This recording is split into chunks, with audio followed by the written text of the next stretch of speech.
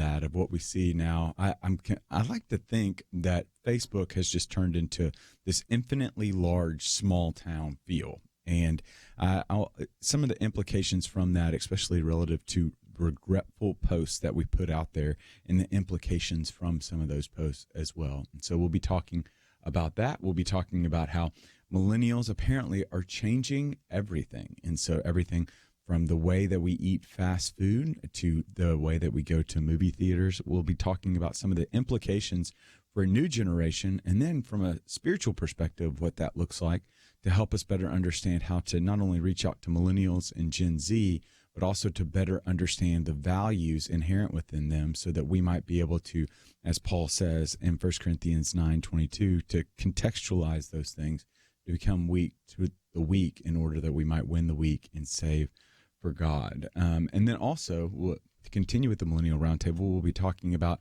some of the news that millennials are flocking to cities, and so they're making their way into the bigger cities. And then finally, some updates on charity and where the funds are going relative to charity and what's causing millennials to give to charity. We'll also be making our way around some of the top news of the day as well. And so you're going to want to stick around and join us. And so for those of you on Facebook, thanks so much for tuning in. Please know that you can leave a question or comment in the comment box. So you're seeing the live video feed. It's very uncomfortable. I know you're having to put up with me. You just scroll on down to the comment box. And if you have a question or comment, please feel free to chime in. And then also we'll be opening up the phone lines here shortly when we start some of our discussions. But joining me around the Millennial Roundtable today is the one, the only, Monica Zuniga. Monica, how are you? I'm great. So good. How are you? You're tan.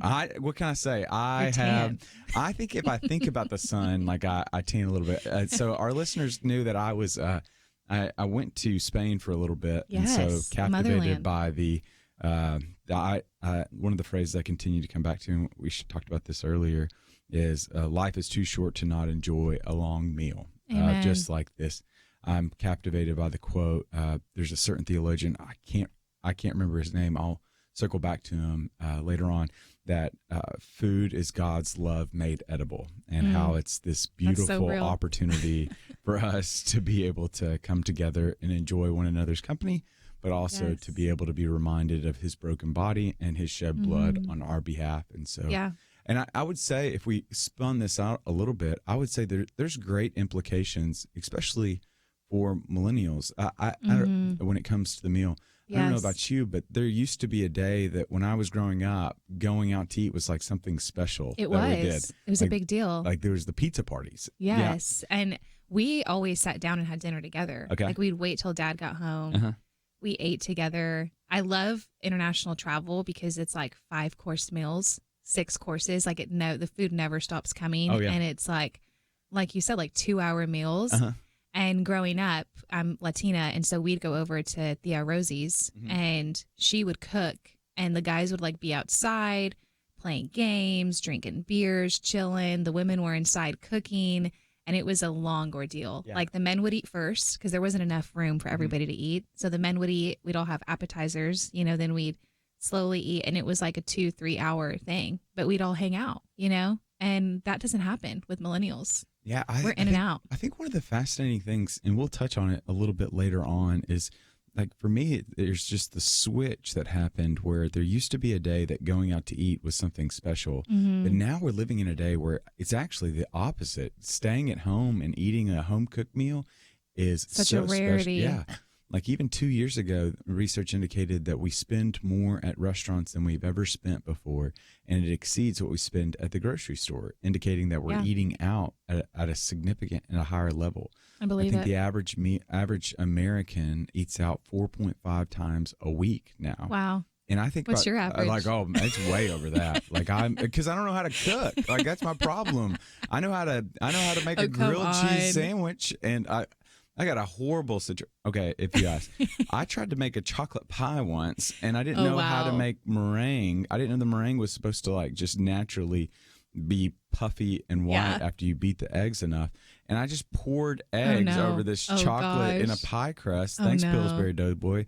And I ended up with like a scrambled eggs on top of chocolate. You didn't do the egg whites? You put the yolk in? I just put it, oh my gosh! It's supposed to like burble up to the top, and so that definitely didn't happen. And that scarred me. But I will never eat eggs the same again. That's for sure. I always put chocolate on my eggs now. Wow. But it does show that, like, I continue to think, and we'll be talking a little bit about this later on in the show. Like, there's something beautiful about the shared dinner table together, and there's. And the time you get, even cooking the meal together. I mean, I just think about that with my family. My grandmother taught me how to cook. I cook when I go home. You share life. You have moments where you connect with people over food, and you lose that connection so much when you eat out all the time. And because we're in such a consumer lifestyle today, you're in the restaurant and you got to get out because the next person's trying to eat. So you lose so much time and connection. And we're always on our phones. I mean, there's so many things we can go into. The art of connection, food brings a big part of that's been lost. And it's kind of, I know for men, there's always been that kind of saying in the back of, there's always been that saying around men's circles is the idea that probably some of the most robust conversation that you can have with a man is while they're driving, because it doesn't require eye-to-eye contact, that you can be staring off into oblivion. And it allows men, I think it's kind of, I would just say common parlance, just to be able to have more robust and significant and weighty conversations because of that. And I would imagine, I think about even for me, like doing the dishes after dinner and just some of those, because obviously as my chocolate pie incident indicates, like I did not cook growing up, but I was grateful for it and I tried to, but at the end of the day, like mine was doing the dishes. And I think about some of those conversations I was able to have with my brother. There's just a special sacredness to the kitchen. Yes. And not to say that it's any more sacred than any other place on God's green earth, because I think he's crammed heaven into every little nook and cranny and crevice in this world. But I think those who have eyes to see would understand that God wants to even use the kitchen to be able to testify about his goodness and faithfulness. And he gave us taste buds. We got to eat good food. Oh, yeah. I feel good about that. I feel good about that. So we've got to go to a break right now. But when we come back from the break, we're going to change gears a little bit and talk about some comments that came out of Louisiana. Specifically, a couple of police officers have been fired because of some comments they made towards AOC, the congresswoman from the Bronx. But we've got to take a break right now. But when we come back, more from Point of View right after this.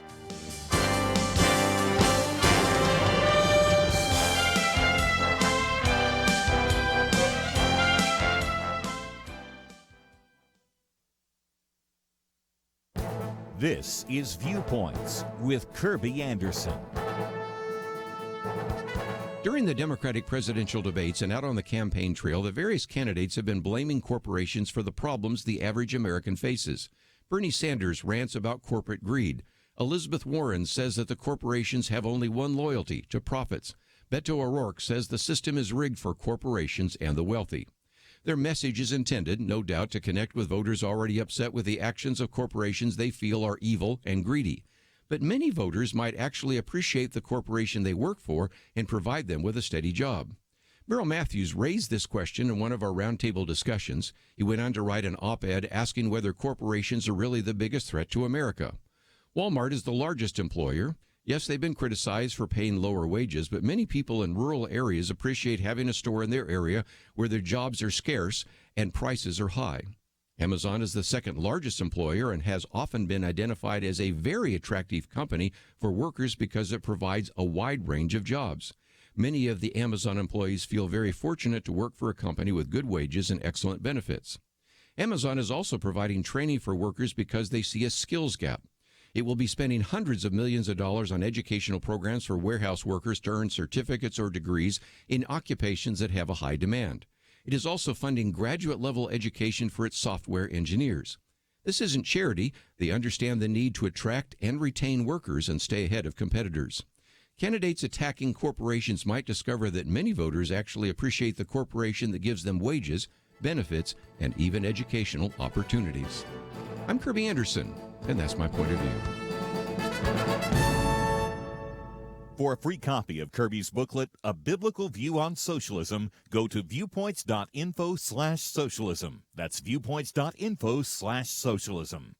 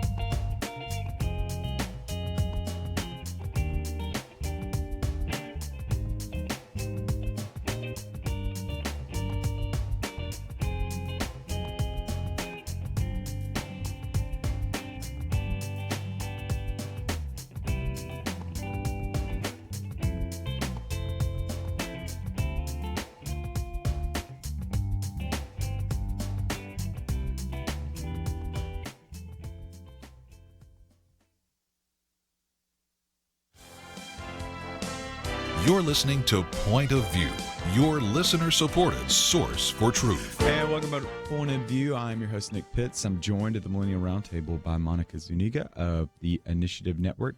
And we have been, we're going to transition a little bit and talk about, in a shocking twist, there is politics that is in the news. And I'd be really interested to kind of get, Monica, your take on this.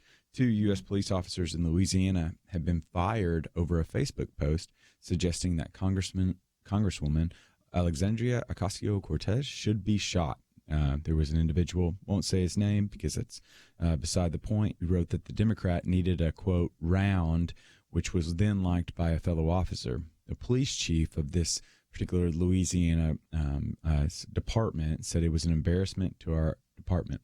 And now obviously there's the double entendre that's put here of she needs a round, and he wasn't talking about because obviously AOC was a bartender before she became a member of Congress. And this is going into the fodder that we're finding ourselves in right now, where social media is being utilized in such a way that might be able to demean and denigrate other individuals. And so instead of going after ideas with one another, they're attacking identities. And in this particular instance, it's very violent.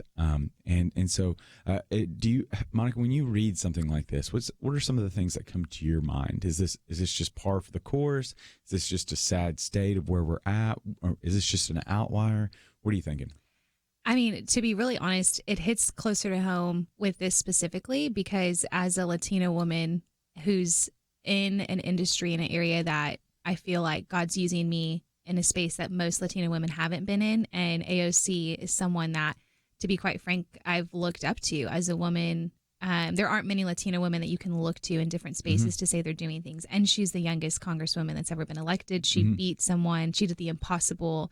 She's about working class people. And so it's a little jarring to think that someone would make a comment like that and attack a person's identity, just as you said, versus disagreeing with maybe her perspective or point of view or her stance politically.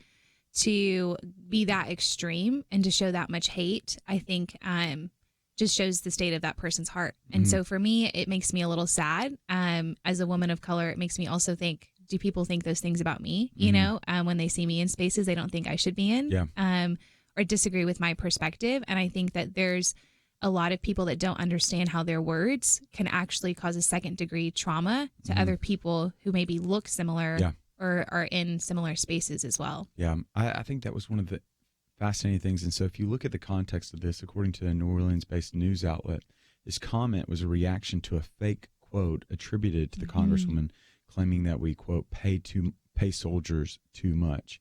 Both his post and his account have since been taken down.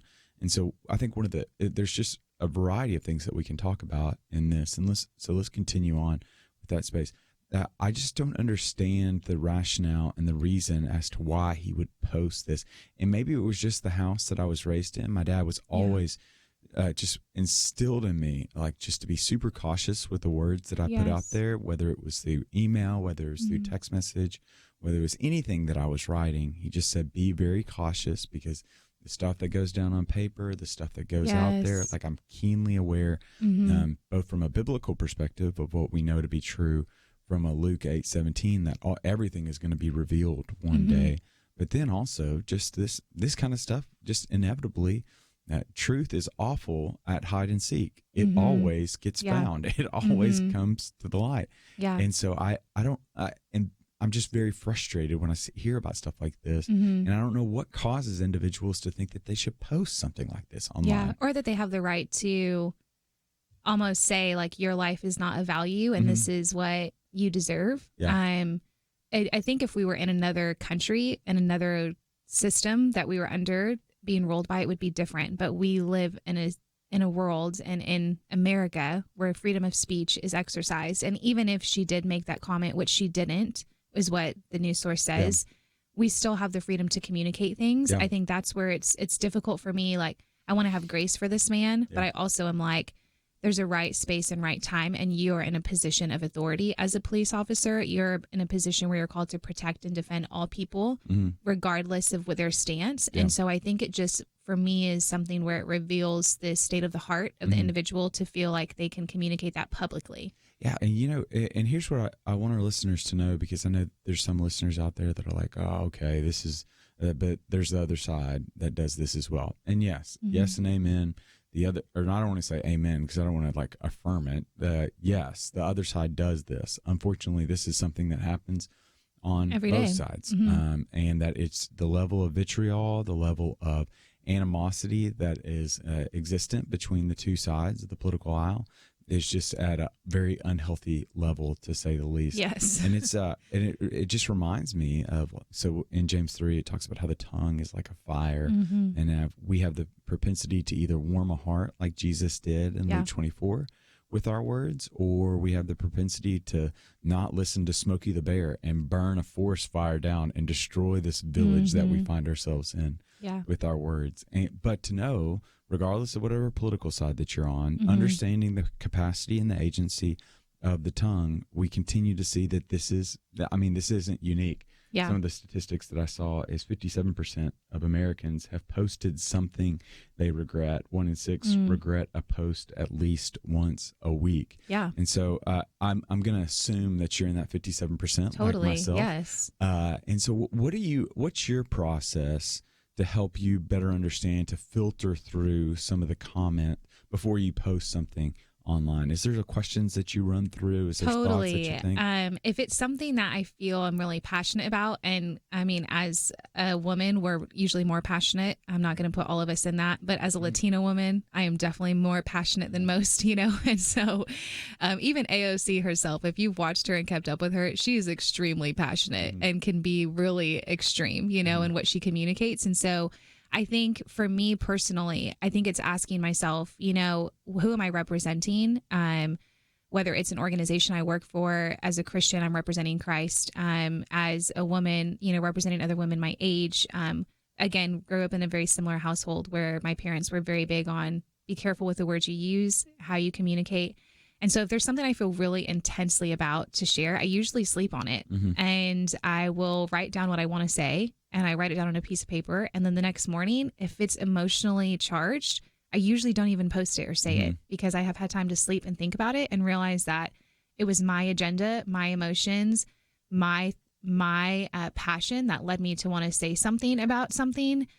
And if it isn't edifying everybody, if it isn't encouraging everybody, if it's to put another person down, that's not the heart of God, number one. And that's not how I want to use my voice and leave a legacy behind. And so there are a lot of things I could talk about, but I've just chosen to simply stay silent because I want people to feel edified by me, not like I'm trying to put anybody down. Yeah. So it's funny. I just looked it up. When you were talking about how you would write a letter and then you would sleep on it, there's an individual that maybe some of our listeners know. It goes by the name of Abraham Lincoln. So Abraham Lincoln would pen what's called hot letters. And what he would do is he would sit down at his desk. He would write out and compose all just to an individual that he was talking about, that he had certain animosity towards, that he was frustrated with. He would pen this hot letter, and So in Doris Kearns Goodwin, in her book, The Team of Rivals, she said that he would put all his energy and emotion into this letter, and then he would go ahead and he would read it, and if he believed it, then and he felt good about it, then he would send it.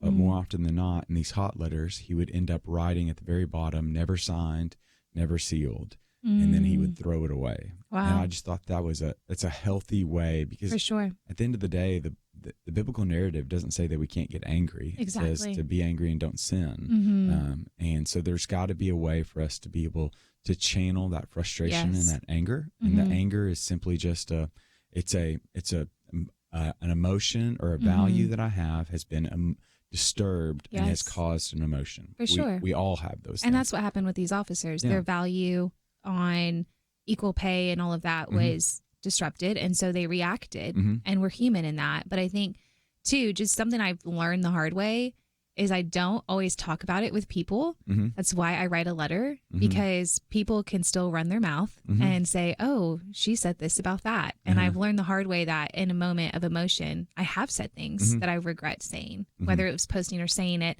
And I don't want people to have a negative opinion of me.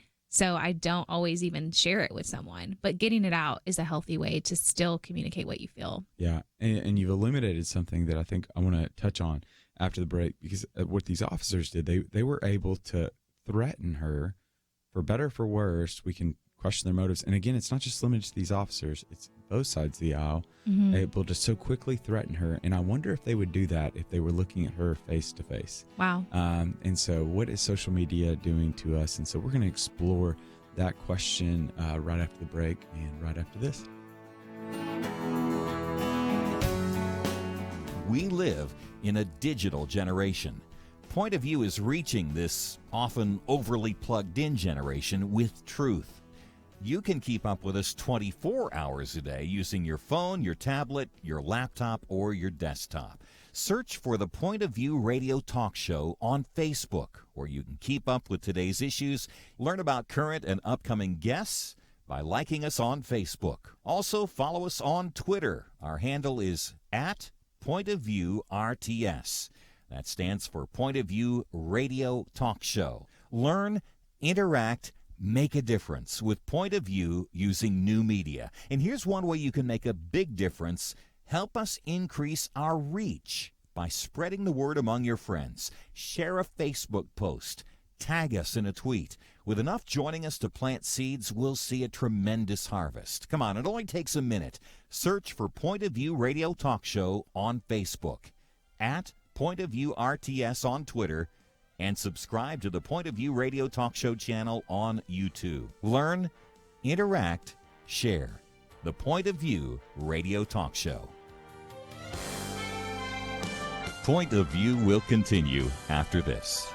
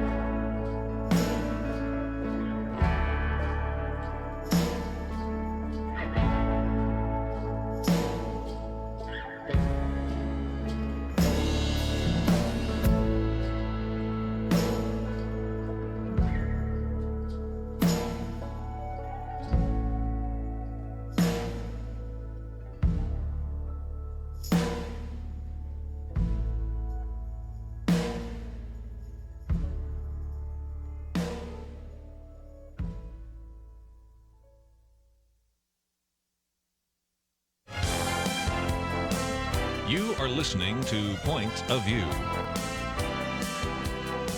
The opinions expressed on Point of View do not necessarily reflect the views of the management or staff of this station.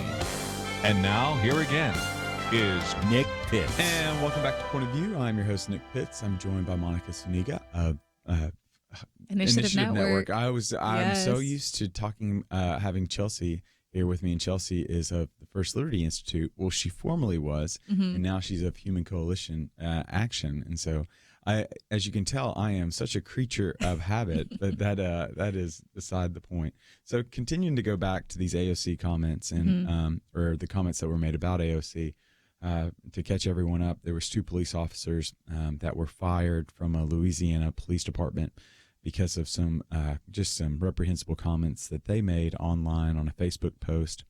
They were spurred, they were triggered, I guess you could say, by a graphic that was just fake news. AOC, apparently the graphic was a kind of advertisement quote from AOC that was fake, that said that military members shouldn't get a pay raise. Well, obviously, I think that strikes a chord within all of us because we all believe it to be true. That these are women and men that go to great lengths to be able to sacrifice for us in order that we might be able to enjoy freedoms that we hold so dearly.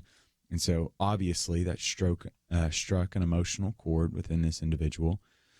But in turn, he ended up posting it and said some comments that she needs to be served another shot, and I'm not talking about the one at a bar. And that wasn't a good thing. This individual joined the 57% of Americans that have made a regrettable comment, and then the other 43% that are lying, that have never regretted anything that they've said online. Well, and then there was another officer that ended up liking it, and in turn, news broke this morning that this Louisiana Police Department has come out and said that these individuals have been relieved of their duties. And so now we're beginning to see how detrimental it can be when it comes to sharing certain things and commenting on certain things online.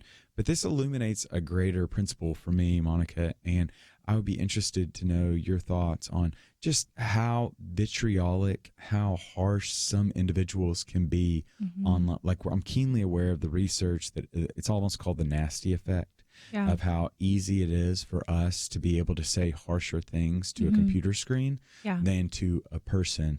And I'm just very disheartened by it, and I'd be really interested in your thoughts on it. Yeah, I mean, I completely agree that it's easier to be a bully or to say things that you would never say to another person's face. I think when you're in front of that person, they're humanized. They're a physical person. They're a daughter. They're a son. They're a wife. They're a husband. They're a friend. They're not just this fictional person that's in a far off distance that is almost untouchable online that you can say things about. And so I feel like our culture has created a space online where it's okay to say things that you would never say in person to someone. And it's toxic. I mean, I don't know. I feel like there's not enough people talking about that reality, and it's not discouraged enough. It's not, the question that's not posed enough is, would you say this to someone in their face? And I think that asking that question is a really healthy question to gauge what you post. But also it's something that I think our culture just hasn't at all addressed and made people even aware of. There's an individual that wrote a book called In the Swarm that I've been captivated by. It's a short little book on talking about kind of some of these Twitter and social media firestorms that individuals can get in. And he made one little passing comment in the book that I just think has just been something that has resonated deeply within me. And he says, quote, "Respect is tied to names. Anonymity and respect rule each other out." And in a social media world, there's a large segment of this contingent that do live and move and have their being online in an anonymous fashion. And it makes it all the more easier to be disrespectful and to disrespect others when you don't know the person's name or see that person. And I just think that's one of those areas where I wish that there could be a way that we could solve this. So if we look back to the past, like even before there was Twitter, there was a thing called the Well that was that populated and was a part of the internet in the early 90s. And it ended up just going away because it just became so toxic. Really? And you had individuals Wow. you just had very influential individuals within Silicon Valley that kind of interacted on there one with another and shared ideas, but they found it to be such a toxic environment because it was all anonymous. And I do wonder what it looks like for the Christian presence on some of these social media networks where it's just so easy to be vitriolic, to be hateful. And that's not so. I think it's even the subconscious idea that I'll never meet this person in real life, so I can say whatever I want to say about them online. Yeah. When we're posting things or tweeting or commenting and it's someone we are at least in relation with and in our circle, you wouldn't say the things about them because you subconsciously know there's a possibility you could get caught or confronted by that individual. But when it comes to comments about people in positions and places where you never would cross paths, that's where we have the boldness to talk about people negatively, whether their viewpoints are different, their lifestyle is different. And I think that's what we see the most of. And that's what makes it quote unquote anonymous. It's not they're anonymous. It's that they're not real. We're not going to interact with them. So we have more boldness. I think that's kind of more of the root issue. But what the hard part is in today's world, there's someone on the other side of that, Twitter account, hearing that, seeing that, receiving that. There's no way you're not affected by what people say. There's no way you don't have a fear for your life when someone makes a comment like that. And even like, and I'll tell you this, like to go back, because I think you made a passing comment that I thought was pretty important. Like, so all this vitriol that's been directed at AOC. Now, I disagree with AOC on about 95% of her policy positions, but I just so respect what she has been able to do. But I think one of the interesting things that you said that still has me thinking is that when you see that as an observer, what they're doing to her, what they're saying about her, not her ideas, but about her, that's sending a signal to you as well. And I'll tell you, like when I see some of these social media figures, the way they operate online, how they handle opposition, how they handle resistance, how they handle outlandish stories, I find it to be so revealing of their character that I can say, like, there are certain leaders that I have unsubscribed to their emails. I've stopped following them online because I respect their minds, but there's something that's not working its way out into their interactions online that is very troubling to me. And I don't know if have you seen that at play? So yeah, absolutely. And I think it creates, I even going back to, me saying it creates a messaging that I hear as well, because I'm like her to some degree. I think that people don't think about that when they make their comments. So it may not be about someone in your circle, but if it's someone that looks like the person, even just ethnically, it is communicating a message to the people around you that are in that same sphere. Yeah. And I think we don't think about that first and foremost. And then beyond that, it's really just a deeper issue, like a hard issue, when you feel the confidence to make comments. I'm saying comments like he made, not comments off that, but a comment of threatening, ultimately not threatening, but saying, she deserves around.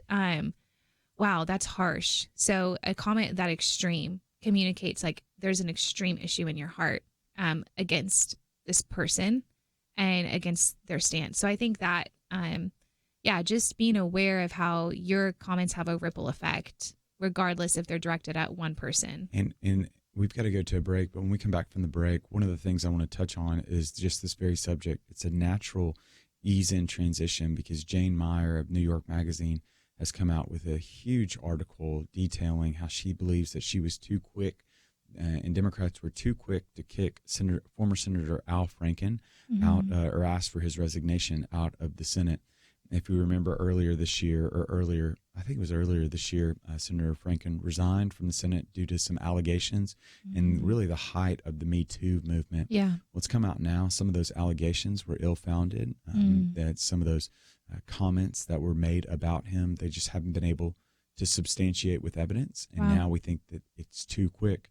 But one of the things that I'm always cautious of and hesitant of, especially in the Me Too movement, is the reaction that individuals have towards individuals that are coming out, because we know that there is just operated a cone of silence for many many victims. I'll say the majority are women, but many victims, and how our responses to that. And I'm thinking about the great new book out Molly Hemingway wrote on justice on trial relative to the Kavanaugh and all the unfound accusations towards him. But what are not just simply what we do in response to those, but who is silently looking on that has been a victim of those.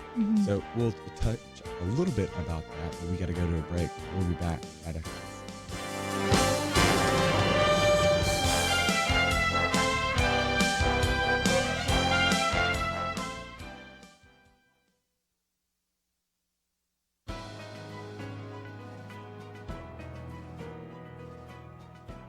Welcome to the First Liberty Briefing. I'm Jeremy Dice.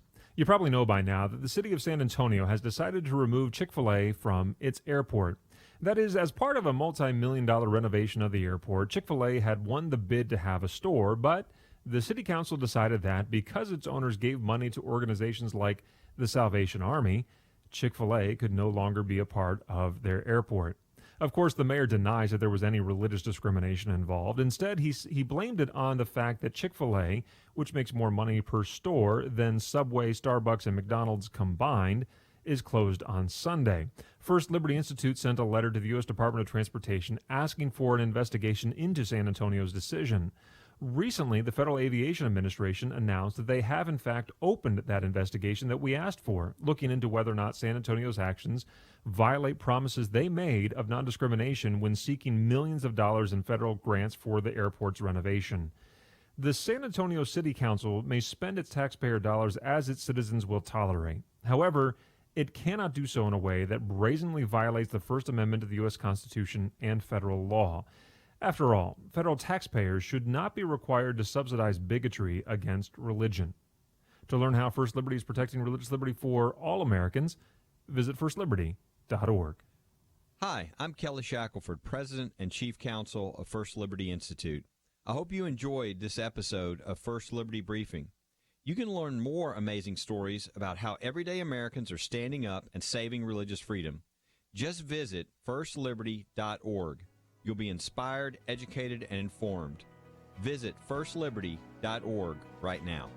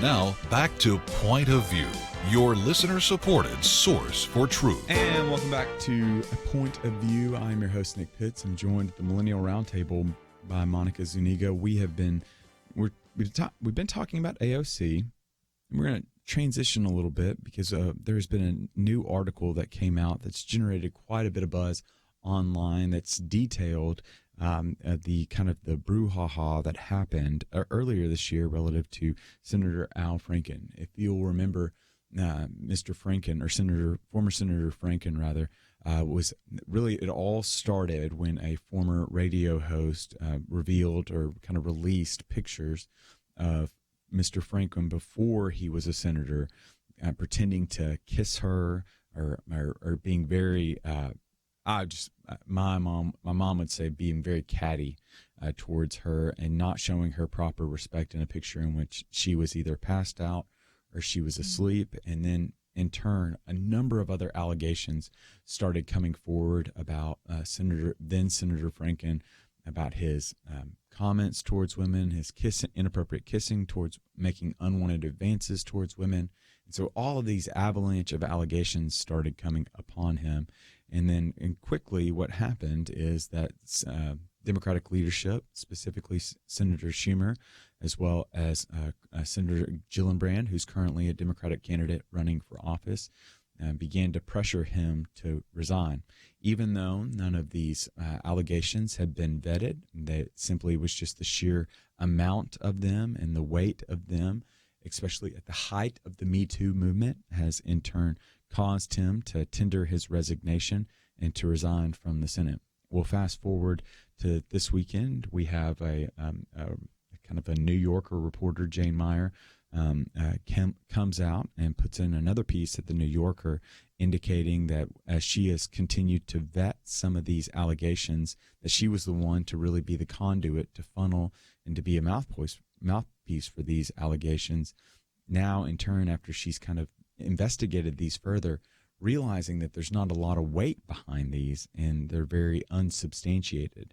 And so now there's just a sense that Senator Franken was too quickly resigned out of office, and that's become quite a topic of conversation online as well in the height of the Me Too movement. Monica? Yeah, I think it's hard. I feel like we live in such a culture and a world where and the only way I can say this is I feel like women and femininity has been communicated that the rise of women has to be the fall of a man. And it's very sad and it's very twisted. It's not biblical. It's not God's design. And so I think in this case with the Me Too movement, I think our culture and what a woman with equal status should do was to get him out of office. And so they did. And I think it's really unfair. It's not just. I think I can understand his reasoning for doing that with the pressure and what he was feeling. And for women, it might have felt like, quote unquote, a win. But as a true woman and a true feminist, and one of 3 women face some sort of sexual abuse, and being a woman who has, I feel like how unfair to put him in that category and to say that he did that and for him to lose his job and his status and this to be forever how he's marked when it wasn't. Now we don't even know for sure. And for these women to come forward and say that, I'm not saying that their truth is not true or that their allegations aren't true, but for it not to be substantial enough for anything, it almost minimizes the women that have been a victim of that. Yeah, you know, it's to extent like I think we're living in a false dichotomy where either one has to be true and the other has to be completely false. Yes. And I want to believe it to be true that we can live in the tension. Like I don't want to believe all women. Yeah. I also don't want to discredit all women. Yeah. And so I think that there's got to be a place where we can exercise patience one with another and realize the seriousness of this allegation, but also the evidence that you've pointed out that 1 in 3 women have faced sexual harassment, 1 in 6 women have been sexually abused. Like those are significant numbers here in the U.S. And so the likelihood of a woman being harassed or abused is heavy, and there's a significant contingent that have done that, but that's 1 in 3. Yes. That's 1 in 6. That's not 3 in 3. That's not 6 in 6. Yeah. So we've got to enter into these allegations to respect them, but not just simply for the sake of just these allegations, but to understand that we were and we still are living in a world in which many women are silently watching us to be able to understand how are they treating these allegations that I know to be true. Yeah. And I'm just trying to figure out how would I be treated if I came out with these of course. And I think there is a level where it needs to be addressed. Absolutely. But I know with any trauma, the moment where you feel like you can get some sort of justification, you're going to go for it, you know? And so whether it was this individual that actually inflicted the harassment on these women, or if it was someone else, if they faced harassment somewhere else, maybe they felt like, well, it's my time to get justice for myself, for all women, you know? And so I think you feel that sense. You feel the sense of, we all have a justice spirit. Like God's given us that, And so I think there's that sense of wanting to make the wrong right. But again, I agree with you. It's not one right, one wrong. It doesn't have to be that in this movement of women in America today having the most position and the rise of women that we've seen unlike ever before. It doesn't mean it has to be at the fall of a man who's human as well. And so one of the things that I'm keenly aware of, and one of the things I think we should just push all the more, is we just need to make examples, right? Like we need to set exemplar behavior with this. And so what I'm saying in this is we need to punish, or I don't want to say punish is probably the wrong word. We need to set an example of individuals that would lie in order to degrade an individual. Yeah. That's punishable, right? Because that's, for sure, that's libel, that's slander. Yeah. But we also need to be very careful and considerate and thoroughly investigate claims that are founded upon. And when there's evidence, we need to punish individuals that have done this kind of behavior. And so I think there needs to be consequences for such actions as weighty, especially in this Me Too movement. So we can't allow, and so I go back, and again, this goes back to a book that I referenced earlier. It's called Justice on Trial, Molly Hemingway, and she's got a co-author with that. And so I apologize for not knowing the co-author. We'll put it on the Facebook page.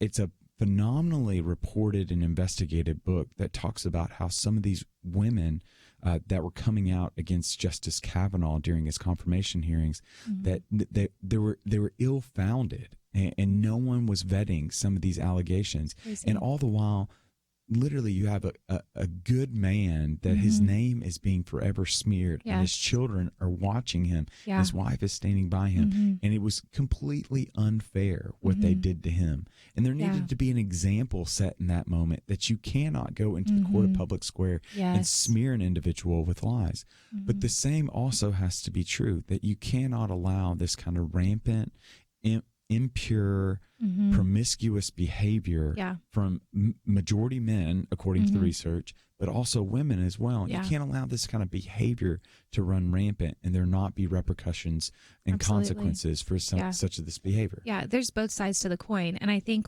that, man, it feels like we would even get, if people were listening, say, no, it has to be, the men have to be the ones that get in trouble. Women cannot. But there's two sides to everything. Yeah. And I think it's just exactly what you said. We're very black and white. We're not living in the gray. And until we meet in the middle and bleed into the gray and see both sides, I don't think we're going to see a shift in this. And it will continue down a trajectory that's unhealthy. Yeah. I don't want, in my world, I don't want any victim to suffer in silence. But in my world, I also don't want innocent individuals to be smeared. And I want to believe it to be true in the greatest country in the history of the world. We can have both. Call me crazy. But we have got to go to a break. But when we come back from the break, more from Point of View right after this.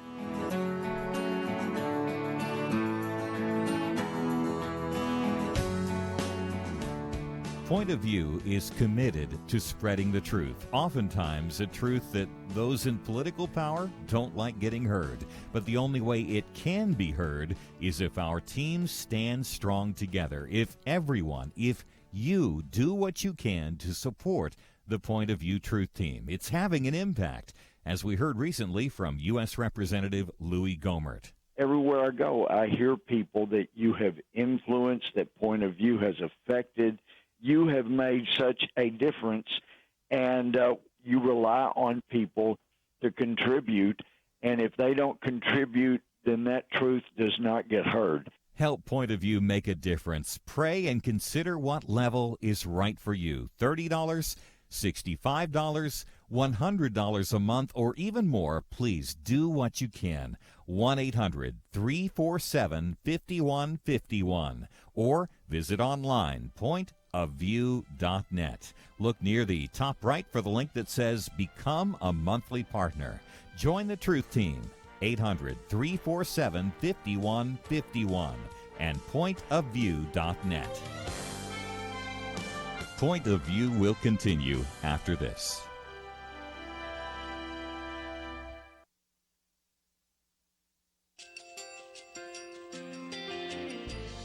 I just want to thank you so much for all the wonderful programming you have. You're just absolutely fantastic. I recently started listening to Point of View, and I really found it interesting because of the different subjects you cover. Thank you for that. I really appreciate everything that you do in keeping us informed. Thank you, Kirby, for everything that you have been doing. I appreciate all the work that you're doing, advocating for the Word of God. Thank you so much. Point of View, I think, is absolutely necessary because it's a Christian perspective, a biblical worldview perspective, and receive very current, up-to-date information about what is really going on, week to week in our culture, which is changing so rapidly, and yet it's morally sliding backwards. Yeah, I'm just, first of all, I thank you guys. Y'all's program is wonderful, and enjoy it every day. I learn so much every time I listen to it. Point of View Radio Talk Show.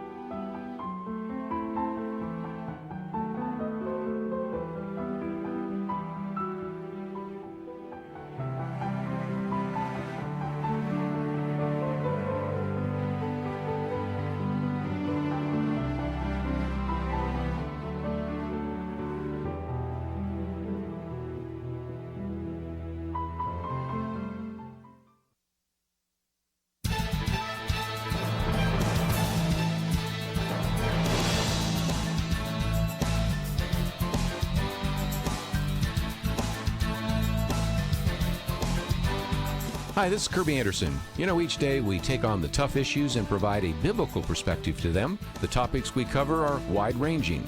Apologetics, theology, prophecy, creation and evolution, intelligent design, marriage, family, child-rearing, the millennial generation, trends in society, politics, economics, business, religious liberty, the Constitution, public policy, foreign policy, military policy, tensions in the Middle East, abortion, homosexuality, pornography, sexual ethics, media, technology, history, and America's godly heritage. We talk about anything that affects your faith, your family, or your freedom. So don't go anywhere, because Point of View starts right now.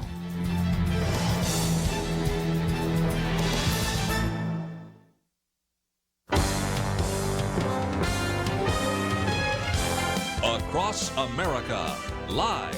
This is Point of View.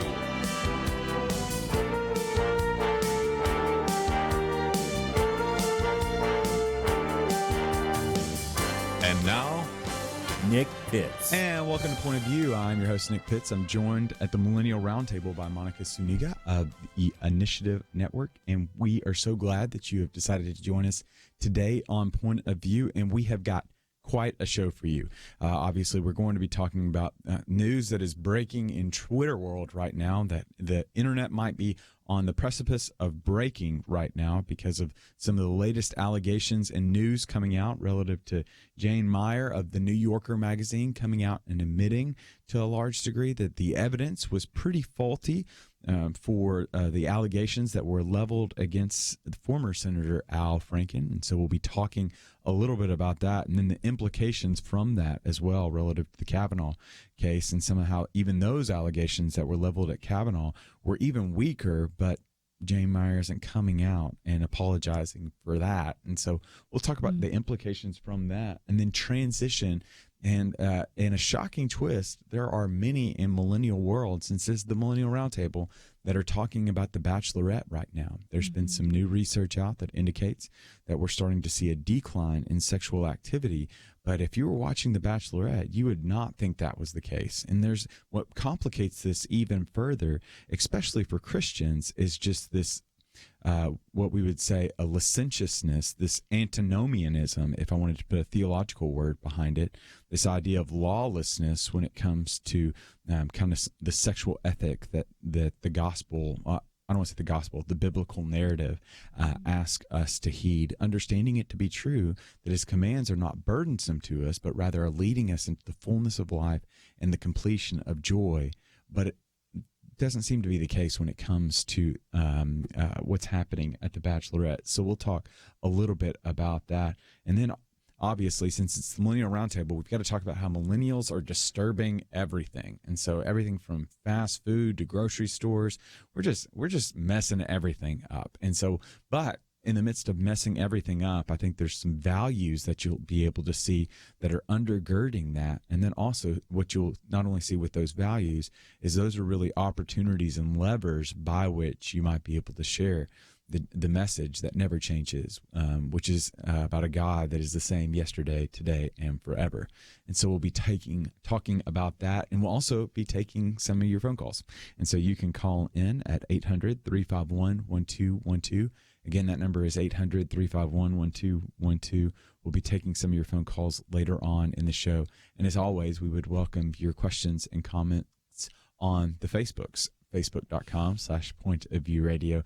Right underneath that live video feed box, you can go ahead and leave a question or comment. And what you share online, we'll try to get to over air as well. But Monica, we've got to talk about what is breaking. I don't want to say breaking the internet because there's only certain individuals that can break the internet. But there are some allegations and there's some new report out that indicates that perhaps Al Franken was ousted a little too early. And so over at the New Yorker magazine, New Yorker reporter Jane Meyer has now come out and kind of to a certain degree apologized, to a certain degree just has come forward and said that she was one of the reporters that was indicating that Al Franken was being a mouthpiece for some of these allegations that were against Al Franken. If you'll remember, listeners, Al Franken was the senator from Minnesota who was pictures were released of him doing inappropriate things to women, joking around, and it was just inappropriate in nature. And out of that, there became an avalanche of allegations that followed in turn, which led individuals like Senator Schumer, as well as who is the Senate Minority Leader, as well as Senator Gillibrand of New York, to go ahead and to pressure Franken to resign. In turn, he resigned, knowing that really having some conflict with some of these allegations, not believing them to be true. And now what we're finding out is they really weren't true, or it doesn't seem as though they're true. And I know for our listeners, when they're thinking about that, probably can't help but think about the Kavanaugh hearings as well, and some of those allegations that were leveled against him, and wondering where's the apology, where's the investigative reporting to some of these allegations that were leveled against this good man in Justice Kavanaugh as well. I think that it's really disheartening that things move so quickly in both of these cases with these allegations. And any other time in our world, things wouldn't have developed so quickly for either of these men to have to react so quickly. But because we live in a day and age where media paints a picture quickly and things trend and retweet and people are talking and it creates a huge buzz, it forces a reaction. And so in this case with Al, I mean, I feel like he had to react quickly and do what he thought was best. But unfortunately now, hindsight's 2020, they made a mistake. And similar with Kavanaugh, I think, had we not lived in the day and age we're in now, would it have been at the scale it was as well? Yeah, it's disheartening to say the least, because it kind of goes back to a lot of stories that we've continued. I feel like it's all interspersing and intermixing to a large degree. During the first hour, we were talking a little bit about some of the comments that were made concerning AOC, Alexandria Ocasio-Cortez, rather, and how she was subject to some just very atrocious and reprehensible comments by two officers in Louisiana. And in turn, those officers have now since been fired because of some of the comments that they made online. How few gatekeepers there are in today's world, that and what you say online can so quickly just go viral, can so quickly become known and to the entire world, and there's power in that. And just as quickly as these officers were able to lose their jobs because of some comments they made online, some reputations and some career trajectories were changed drastically because of some allegations that were leveled and that weren't fully vetted by what we would believe to be true, these established, should be credentialed, trusted gatekeepers. And it's very distressing as we continue to project into the future. Absolutely. And for these men to even be at the status they are, to have the political positions that they have, and to make it to that point, regardless of their stance, whether you agree with their political point of view, they've had to really take care of their reputation. They have to be men that are respected, men that people enjoy, that they look up to some degree. And so I think that's what's also disturbing to me, is that these men built a career around pursuing, politics, and you sacrifice a lot, you do a lot to get to that point, and the level that they're both at, for it to so quickly be taken away because of allegations. I don't think people really realize the power of their words anymore, the power of what we say and how it affects people. I can't imagine being a family member, a wife, a daughter, a cousin, and to look at someone you love and respect, and to have people say things about them that them, and you might feel like that can't be true of them. We all have moments out of character. We're human. No one's perfect. God didn't create us perfect, or we wouldn't need him. So moments out of character shouldn't define us. And unfortunately, I feel like we live in a day and age where people are searching online to find moments out of character to make us who we aren't. We've got to go to a break, but one of the things that we talked about, I just want individuals to be made examples of. At the end of the day, I think that there needs to be examples made of individuals that level false accusations in the public square towards innocent individuals. And there needs to be examples made of individuals that act wrongly and must suffer the consequences of their actions. But we've got to go take a break. We'll be back, though, right after this.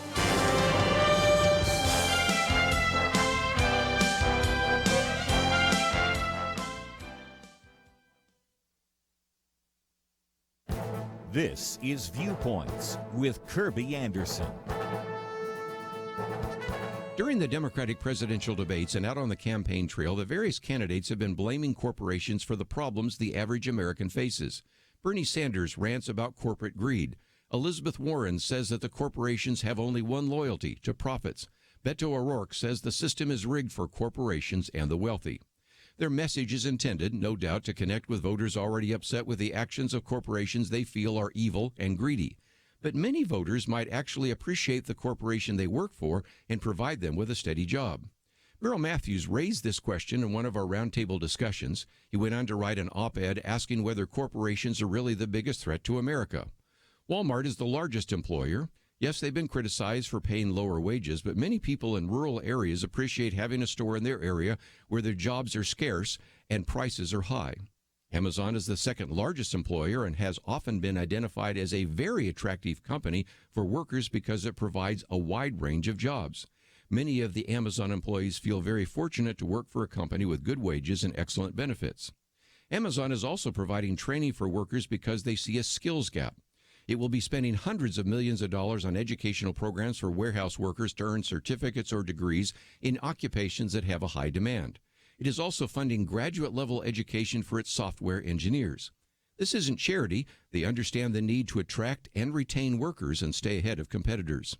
Candidates attacking corporations might discover that many voters actually appreciate the corporation that gives them wages, benefits, and even educational opportunities. I'm Kirby Anderson, and that's my point of view. For a free copy of Kirby's booklet, A Biblical View on Socialism, go to viewpoints.info/socialism. That's viewpoints.info/socialism.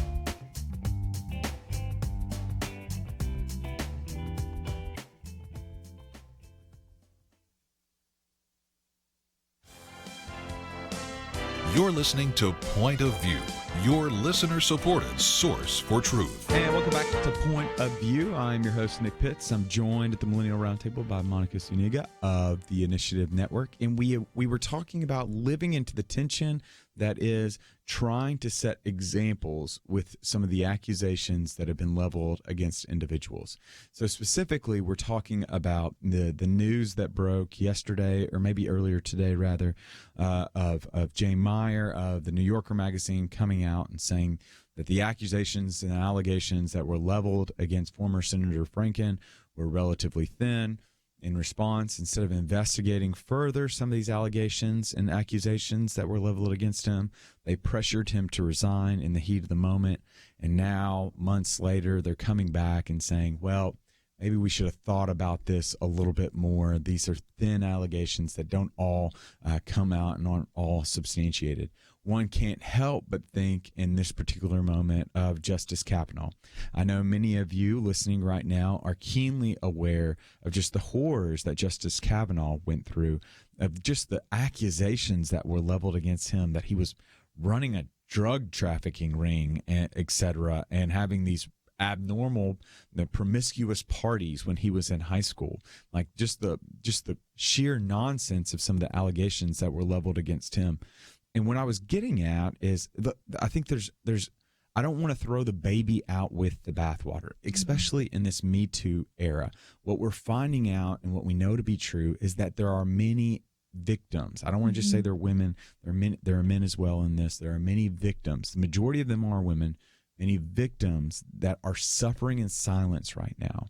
And there needs to be examples that are made so that when you level these false accusations against individuals, there needs to be examples made. You can't just say these things in the public discourse. There also needs to be examples made that when these allegations and accusations are substantiated, examples need to be made that this type of behavior is not conducive or is not right in the American society. I think that's how you honor the spirit of the Me Too era, not believing all women, but not disregarding all women either. I think you can live in the middle to take serious the rationale that there's 1 in 6 women that have been sexually abused, right? Was it one in three? have been 1 in harassed. 3 women that have been harassed. We have to understand that this is unacceptable for where we are, and changes need to be made. But the changes should not require us to either believe everything or to believe nothing. Right? I totally agree. I think we have to trust our judicial system to be able to prove that person is guilty as well of their actions, and that we as women who potentially have been a victim of that, if we're coming out with these allegations, we have to have the maturity and the ability to let our system run its course to prove that person, and for them to serve the time or to serve the consequences of their actions, so they know that they can't just do this to anybody. And then on the flip side, it needs to run its course so that men that are innocent and maybe had a moment out of character but didn't actually cross a line, or maybe did something that was inappropriate, but maybe wasn't as extreme as the allegation maybe has sounded or come across, that needs to run its course to protect that individual. We all need grace, right? And so if you're really wanting that person to receive justice, you've got to be able to let everything run its course and not jump to conclusions. Yeah, I can't help but think of like a Titus 2, the idea of being show yourself to be a model of good works, like this exemplar behavior. Like even you hear it iterated all throughout the biblical narrative, right? Yeah. So the kind of the epitome passage, I would argue, would be what Paul, the audaciousness of Paul to be able to say in 1 Corinthians 11:1, be imitators of me as I'm imitators of Christ Jesus. Yeah. Like I want individuals to come after me when I'm engaging in the public square to be able to say, I want to imitate Nick because I know Nick is imitating Jesus. Yeah. And I don't think Jesus is of the mind, and I wouldn't anticipate Jesus completely disbelieving every allegation that's been said, but I don't believe Jesus to believe everything that's been said. I think there's a measuredness to him. I think one of the characteristics I so appreciate about Jesus is there's a curiosity that he has all throughout the Gospels. Like you just see this natural questioning that just arises within his own heart. And I think to a certain degree, the questions represent just him taking to heart this idea from James 1 of being quick to listen and slow to speak, right? Absolutely. Like I think individuals that listen more often than not speak in the form of questions. And I want to be that type of individual, especially when it comes to this. Yeah. I think we got to be asking the right questions, because if it comes to be true that Senator Franken, none of these allegations were founded and they were unsubstantiated and they just turned out to be lies, our system has been heartbreaking. That's heartbreaking. That's a broken system that forces him to have to leave a position because of some unfounded allegations. It's a broken system that allows an individual like Justice Kavanaugh to have to endure such just smears and slander in the public square in front of his children and his wife. It's a broken system that allows that to happen, and no one walks away, and there hasn't been an example made by anyone. And I want to believe it to be true that when the Christian engages in this regard, they're looking to make examples of this, to hopefully leave the world a little bit better place because they've touched it with the divine. I couldn't agree more. Definitely something that needs to happen. And hopefully we'll see more of that. And I think even this coming out is a step towards that. Completely agree. And so I want to switch gears, but not really switch gears, because this is I know this is going to be drastic, but when we're talking about this exemplar behavior, totally, I think we need to understand, as the Millennial Roundtable, I want us to be aware of what's happening right now in the culture. And one of those things that's happening right now in the culture is The Bachelorette. Bachelorette. Before, so some of our listeners right now are going to say, "Oh my gosh, I'm turning. What is Nick doing? Nick is watching The Bachelorette." Know this: I'm just reading about The Bachelorette. I'm not watching The Bachelorette. Lies. But there is something. There is what we've seen is there is a mix of the divine that's being channeled in The Bachelorette that I feel the need to talk about right now. And so specifically, the name of God is being referenced to kind of to serve as a license to sin. And I think that strikes against the biblical narrative. And I want to raise it because I think it brings up a whole host of issues that are worth talking about right now. But let's get some context first. And so for context, as best we can in a censored form, Monica, help us understand what's happening right now. So I don't watch the show either. I used to be a big fan, but I kind of stopped watching as it got worse. And so many of you probably don't watch the show either, but the young woman that's the Bachelorette right now, her name is Hannah, and she is openly a Christian. Even when she was in her last season, not chosen as the winner of the Bachelorette, she openly talked about her faith and was really big on that. And going into the show, I have a lot of friends and people, and even just online, you see the communication that people really love her, that she's very outspoken about her love for Jesus. Even on her Instagram profile, if you look it up, it says loves Jesus, you know. But in this last episode, it was not this past Monday, but the Monday before, she sent a gentleman home and they were having discussion about faith and their beliefs. And she made a comment that it was basically insinuating with her comment that she can be sexually active and Jesus still loves her. And that comment has gone viral. It's now on T-shirts. It's all over social media. It's communicating this message to Christian women everywhere from her perspective, as she's been so outspoken about her faith. And she's even done a couple of interviews, and it's been like a joke of like, yeah, Jesus still loves me and I'm active, you know, and that is scary.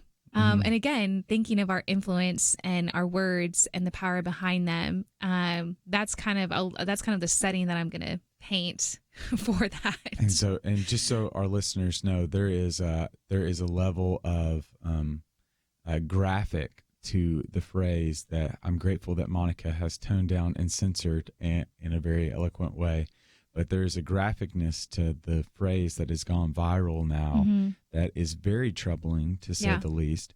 But I want us to enter into that tension, but we're going to have to take a break. But I'll be interested to hear from you on this as well, because I think your insights will be very helpful to add to this discussion in the roundtable right now. So what do you think about these comments of, I can be sexually active outside of marriage and Jesus still loves me? I want to repeat that one more time because I want to press this question, and I'd love to hear from you.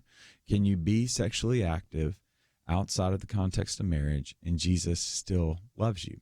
So we'll be taking some of your phone calls, 800-351-1212. Again, that number is 800-351-1212. Or you can jump on over to the Facebook page, facebook.com/pointofviewradio.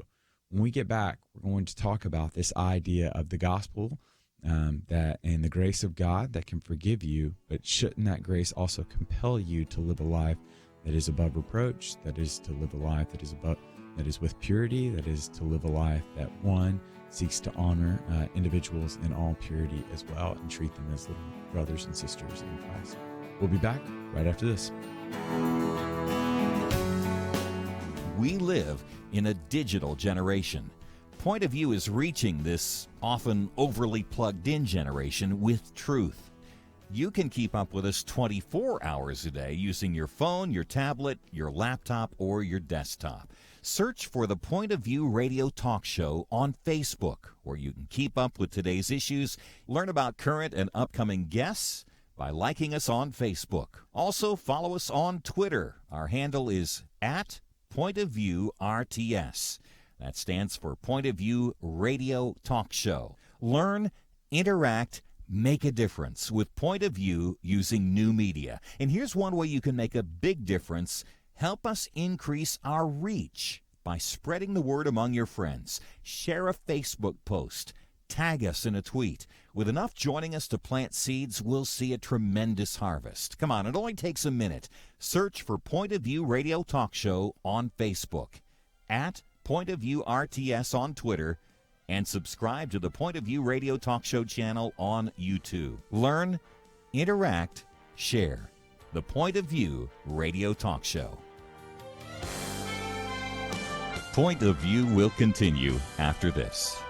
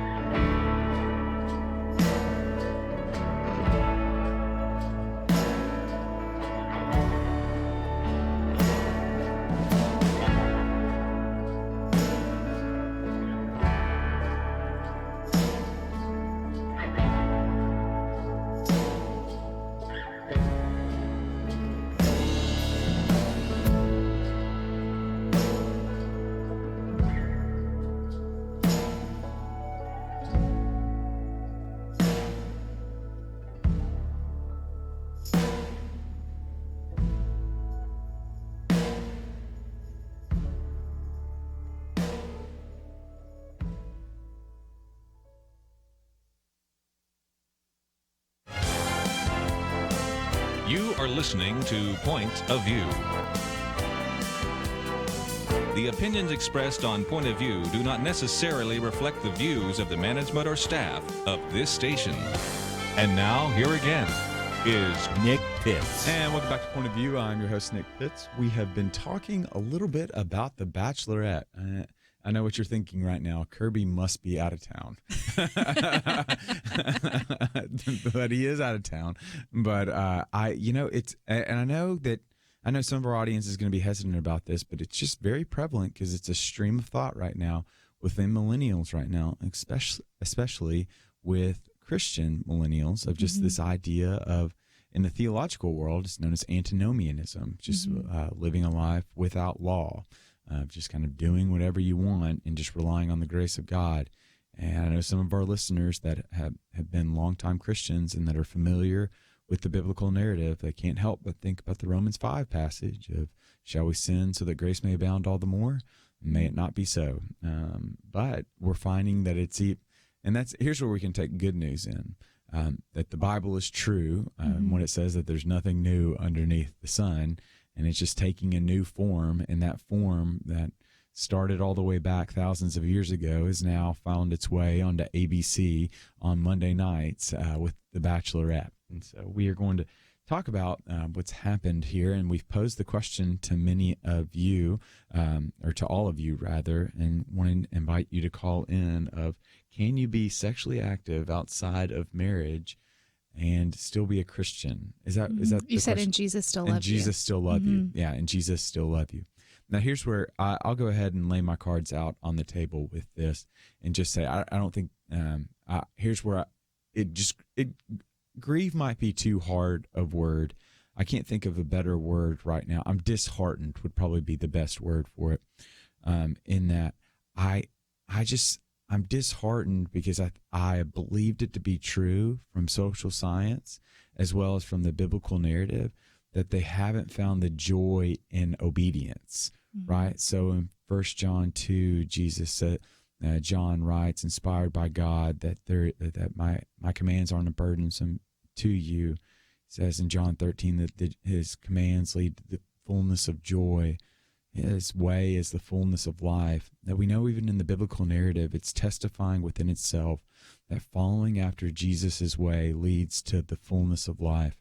And then when we see the social science research recently, it seems to indicate that when you're following after biblical principles, it elevates and leads to a better life for you. When you're sexually active with a commitment, i.e. in a marriage covenant. We know that to be true from Hebrews 13:4, to keep the marriage bed undefiled. But even social science research out of the University of Virginia is testifying to this. We know it to be true that there's just a level of faithfulness that creates an opportunity for you to be vulnerable, but also to elevate moods of happiness. Well, social science reveals this, but there's also the biblical narrative of being true to one woman, of washing her in the word, which is washing her in the water, which is the word, this steadfastness of this mutual submission one to another that just leads to the fullness of life. But even social science. So when I hear the Hannah, who's the main lady, I think that was the weirdest way to say that. The Bachelorette. The Bachelorette, the main lady. When I hear that Hannah is trying to be sexually active and still leans upon Jesus still loving her, I say yes, and I think I know it's true. I don't think it's true. I know it's true. It just disheartens me because she hasn't been compelled by the love that Jesus has for her to find the joy in obedience and following after him. Yeah, no, I totally agree. I think, Scripture says nothing can separate us from the love of Christ. Yeah. And so obviously he loves her and he's for her. I think what saddens me is I agree with you that she doesn't have that true intimacy with Jesus, where she doesn't feel like she has to replace that intimacy with false intimacy outside of marriage with someone else. And it also makes me sad that she's using her platform, I think in the moment. I don't know her, obviously, but in the moment on the show, having this conversation with this Luke guy. Again, I don't watch it, but I've heard Luke is a difficult character on the show. And so I think in the moment she said that out of emotion, but to it turn into now something that girls across America and even internationally are looking to her, maybe women out there who are listening who have chosen purity for their life and now maybe are thinking, well, if Jesus still loves her, should I still stay pure? Absolutely, you should. Don't let the enemy lie to you and make you believe anything different. I think that that's where I get sad, is her influence and what God's given her in a platform, to use that to misconstrue, again, God's design for us. Yep. Cannot agree more. Well, let's go to the phones, shall we? And so we've got Cheryl in Nebraska right now. Cheryl, are you there? Yes, I am. Can you hear me? Hey, Cheryl, what's your point of view? Well, my point of view is very similar to how you've been roundtable chatting in the past few moments while I've been waiting on hold. I believe that we, first of all, need to realign ourselves and realize that, first and foremost, every single person who claims Jesus as their Savior needs to know that claiming Jesus as their Savior also means that before we claim that, He loved us first. Mm-hmm. But it doesn't give her the license to rewrite the Scripture. That's and good. the what then you just shared, and then I'll just try to springboard it a little bit more. What we tend to be, it sounds like we're tending to go with in this line of conversation, is forgetting that we need to stop looking at Hannah and realign our thoughts to let's look back at Jesus. That's good. Hannah is still just a sinner. Hannah, blessing her, it's like, bless her heart that she is claiming Jesus is her Savior. She needs to perhaps go back to square one and focus on that she needs to be more focused on her intimacy with Jesus and not be flaunting the fact that she thinks it's okay in Jesus' eyes to be intimate with multiple men. And, but she no more than you or I, who woke up a sinner. Even Billy Graham said, I am still a sinner needing a Savior. I need a Savior. But she is causing people who are wanting to look to someone to maybe go, I might want to look at her. No, do not look at her. Look at Jesus. That's good. Follow what Jesus is teaching us, and the integrity of the purity of the marriage bed is still what the Scripture teaches, and it's for our own good. Yeah, yes. Like true.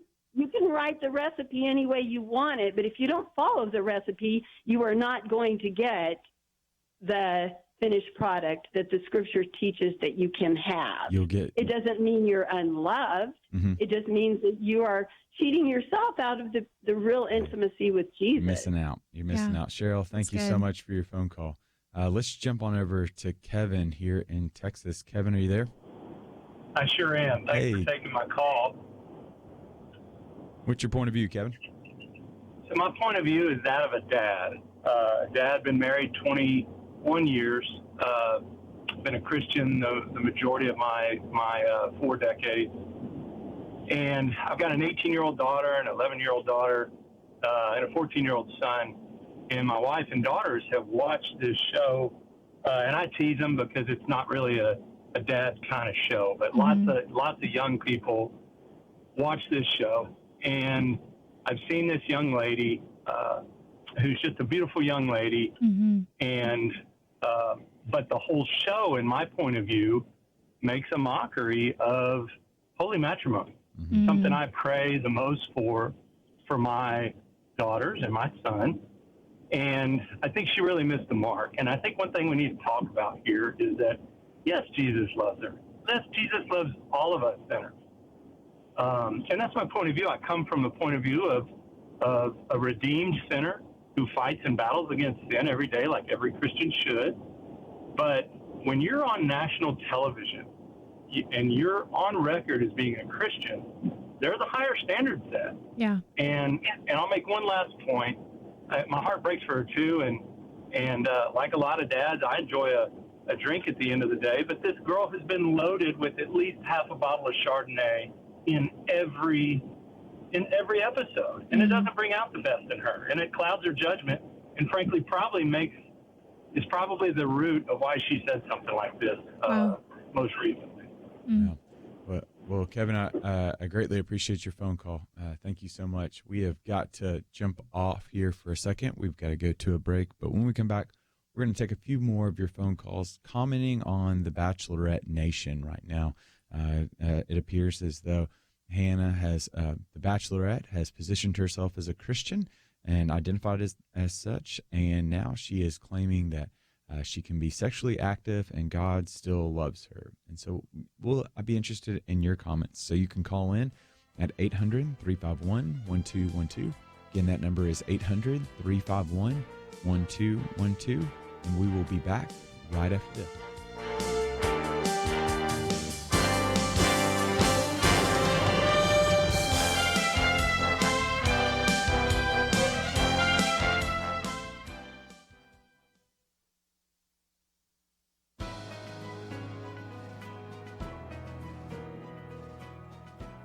Welcome to the First Liberty Briefing. I'm Jeremy Dice. You probably know by now that the city of San Antonio has decided to remove Chick-fil-A from its airport. That is, as part of a multi-million-dollar renovation of the airport, Chick-fil-A had won the bid to have a store, but the city council decided that because its owners gave money to organizations like the Salvation Army, Chick-fil-A could no longer be a part of their airport. Of course, the mayor denies that there was any religious discrimination involved. Instead, he blamed it on the fact that Chick-fil-A, which makes more money per store than Subway, Starbucks, and McDonald's combined, is closed on Sunday. First Liberty Institute sent a letter to the U.S. Department of Transportation asking for an investigation into San Antonio's decision. Recently, the Federal Aviation Administration announced that they have in fact opened that investigation that we asked for, looking into whether or not San Antonio's actions violate promises they made of non-discrimination when seeking millions of dollars in federal grants for the airport's renovation. The San Antonio City Council may spend its taxpayer dollars as its citizens will tolerate. However, it cannot do so in a way that brazenly violates the First Amendment of the U.S. Constitution and federal law. After all, federal taxpayers should not be required to subsidize bigotry against religion. To learn how First Liberty is protecting religious liberty for all Americans, visit firstliberty.org. Hi, I'm Kelly Shackelford, President and Chief Counsel of First Liberty Institute. I hope you enjoyed this episode of First Liberty Briefing. You can learn more amazing stories about how everyday Americans are standing up and saving religious freedom. Just visit firstliberty.org. You'll be inspired, educated, and informed. Visit firstliberty.org right now.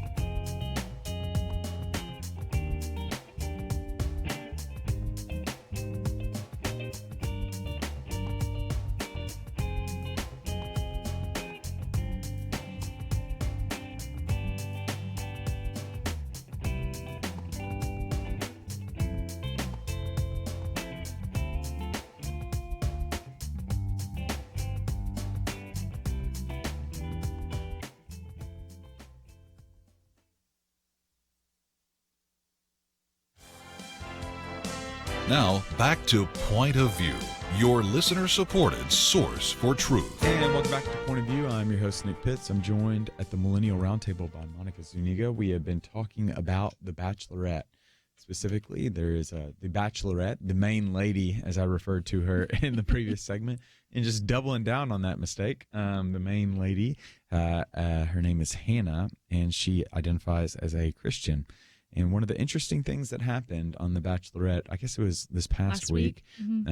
Last week, she said that Jesus still essentially, for our censorship purposes and to not be as explicit, she said that she is sexually active, but Jesus still loves her, in a very heated moment and exchange with another individual that identified as Christian, who she felt was judging her because of her sexual activity on the show. And that raises the question for us here at the Millennial Point of View Roundtable is this the case? I'm really interested to hear your thoughts. I've been shocked by, I shouldn't be shocked, but I have been shocked looking over at the call board right now, the number of people that have called in. And so one of the things, I'll reiterate my position. I do think that Jesus still loves her. I think that God's love doesn't waver for us, even though our obedience wavers with him, that his love is not tied to our behavior, but rather his love is tied to his character.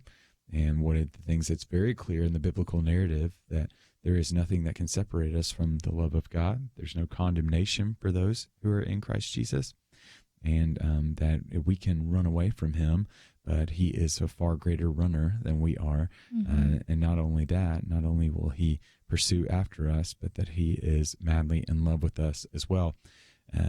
But I think Hannah I'm disheartened by her position, just because she seems to have missed out on the joy found in obedience to the biblical narrative, of just understanding that these commands are not burdensome to her, but really lead to the fullness of life and the completion of joy. And so it kind of saddens me to hear how she defiles the marriage bed. But again, that's not an indictment on love. That's just an indictment of, I just don't think that she is experiencing the joy found in that. And so I want to continue taking some phone calls. And so we have got Tat right now on the phone. Tat, are you there? Yes, I am. Hey, Tat, what is your point of view? Well, I feel like I know that Jesus loves her and he always will love her. Mm-hmm. But I'm pretty sure that she's grieving the Holy Spirit right now because she doesn't realize that the Holy Spirit is living in her heart. Mm-hmm. And what she's saying is just asinine, really.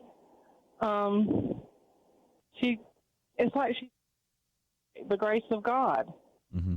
And I'm just I don't watch the show because I think it's a stupid show, but I've seen it a few times, and I can't understand why she would say something like that. There's enough people out there now that are giving Christianity a bad name, or trying to give Christianity a bad name, and she's just contributing to it. Right. It just really grieves me. Yeah, it's interesting. There's some new research out that indicates that we're just changing relative to our views of sexuality. And so there's some really interesting research that 43% of Americans consider pornography now to be morally acceptable. 43%. Wow. It's a 7% increase from last year. 71% of Americans say premarital sex is morally acceptable, which again is another uptick from last year, which I just think is grief might be the word to use. I just continue to go back just to disheartened, just because it's not a judgment, because I'm not going to judge them, especially if they don't know the biblical narrative and they're not following after Jesus. I don't expect somebody to act like a Christian that isn't a Christian. I found it to be true that when I live my life in accordance with the biblical narrative, life can be pretty rich. Yeah. There's a great joy in obedience. And so just kind of sad to hear this, and then just know that there are individuals that are listening to Hannah right now looking for an excuse for their behavior, and they're finding an excuse in The Bachelorette instead of being compelled to a higher standard by the biblical narrative. And so let's continue taking some phone calls. We'll go to Adam in California right now. Adam, are you there? Yes, I'm here. Hey, Adam, what's your point of view? I was just trying to say that she's exposing more of, I don't mean this in a bad way, but more of her ignorance of what the truth and the freeing and the setting free of the truth and love of God really means. Because, like that gentleman said, he has a drink once in a while, and there's nothing wrong with that. She drinks a half a bottle, whatever. But for her to expose the fact that she has no reverence for the God that's her temple, that's the depth that she's really exposing to believers. Yeah. And non-believers are going to see her, like the younger generation, as an excuse. But they're not going to have an excuse if they've been exposed to the truth. Yeah, you know, Adam, you bring up a really great point. And again, I don't have insider information on how this show is going to end, but as Winston Churchill said, the further I look back into the past, the more clearly I see into the future. And it seems as though looking back into the past, and I don't want to be negative Nancy here, but looking back into the past, individuals that have on this show, more often than not, it doesn't end up working out. There inevitably ends up being pretty significant heartbreak. Yeah. And I can't help but think that that's not the way that God would intend these type of relationships and these type of things to end and to happen. And again, it's just kind of another evidence, another example of just again, I'm not saying that it's solely contingent upon your sexual activity relative to your success in a relationship, but it just is, again, the idea of trying to justify behavior that is incongruent with the biblical narrative based upon Jesus' love. Yes, he still loves you despite your behavior, but you're not experiencing the joy that's found in obedience. And I feel like I'm continuing to beat that rim. Yeah. And it's frustrating.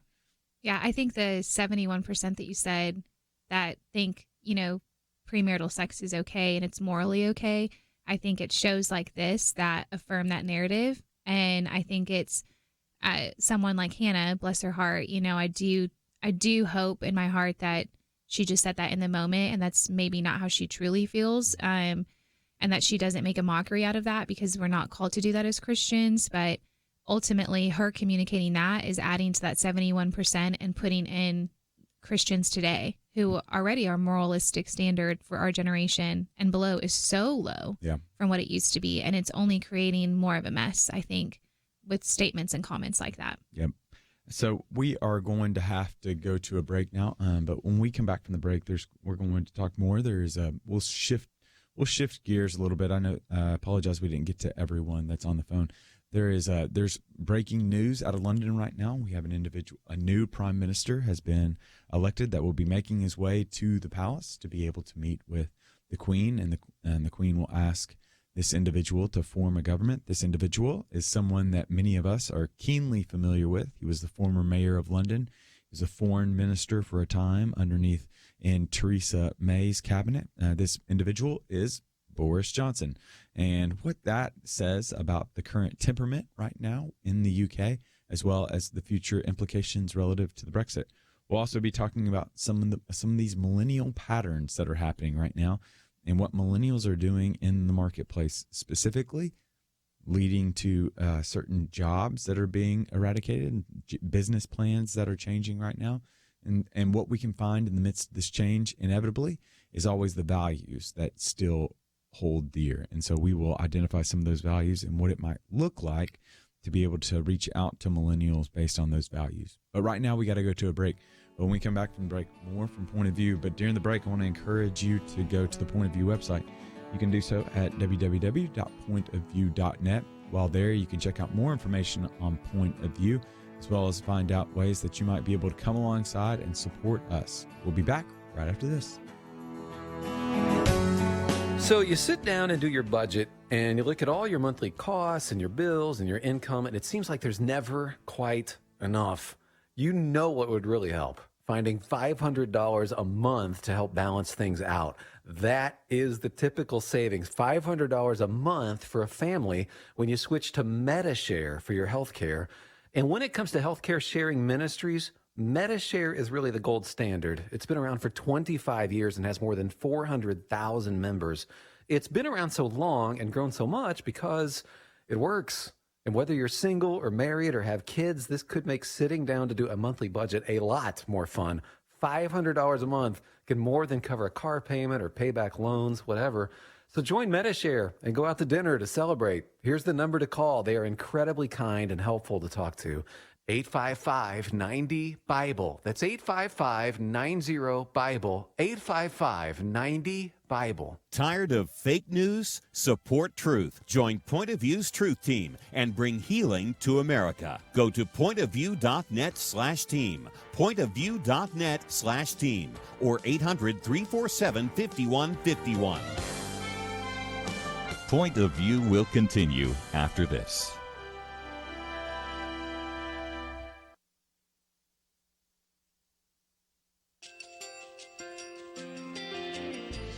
I just want to thank you so much for all the wonderful programming you have. You're just absolutely fantastic. I recently started listening to Point of View, and I really found it interesting because of the different subjects you cover. Thank you for that. I really appreciate everything that you do in keeping us informed. Thank you, Kirby, for everything that you have been doing. I appreciate all the work that you're doing, advocating for the Word of God. Thank you so much. Point of View, I think, is absolutely necessary because it's a Christian perspective, a biblical worldview perspective, and receive very current, up-to-date information about what is really going on, week to week. in our culture, which is changing so rapidly, and yet it's morally sliding backwards. Yeah, I'm just, first of all, I thank you guys. Y'all's program is wonderful, and enjoy it every day. I learn so much every time I listen to it. Point of View Radio Talk Show.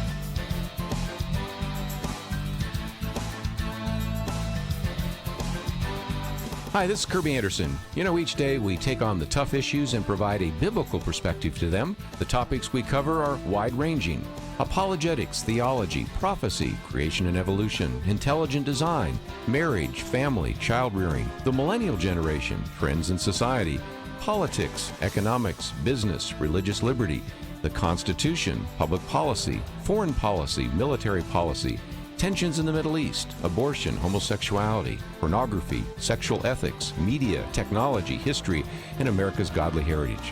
We talk about anything that affects your faith, your family, or your freedom. So don't go anywhere, because Point of View continues right now.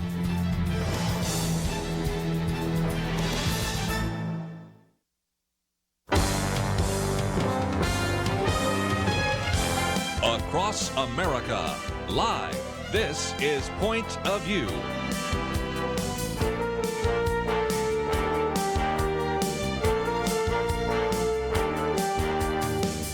And now, Nick Pitts. And welcome to Point of View on this July 23rd, 2019 day. I am your host, Nick Pitts, here for the second hour, the final hour of Point of View. So grateful that you have decided to join us today. Monica has now left the studio, and it is just you and I. And so you know what that means. It's going to be a lot of corny jokes. We're going to run through the news, and it is going to be, I'm really excited about this, because what we're going to do during this hour is we are going to make our way through the news of the day, hopefully going to try to glean a Christian perspective on that news. And so it's going to be a little different than an ordinary Millennial Roundtable point of view. And so we're going to talk a little bit about what's happening right now relative to Boris Johnson and what's happening overseas right now. We'll transition and talk a little bit about what's happening over in Hong Kong right now. I'm sure you're all hearing about the protests that are just erupting over in Hong Kong. Just so interesting, and what we can glean from that as well, especially linked to the protests that are happening in Puerto Rico right now. We'll talk a little bit about that.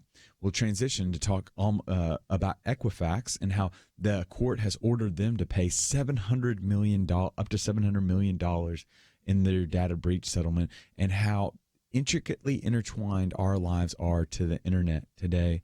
And then finally, what we'll do is we'll talk about what's happening with Meghan McCain. She wrote a heartbreaking, just candid piece in the New York Times last week, at the end of last week on Friday, talking about her miscarriage and how so many women are suffering in silence right now with this, but also how powerful that the power that she exhibited in this testimony that she gave in the pages of the New York Times, and what might we as Christians think and do in response to this.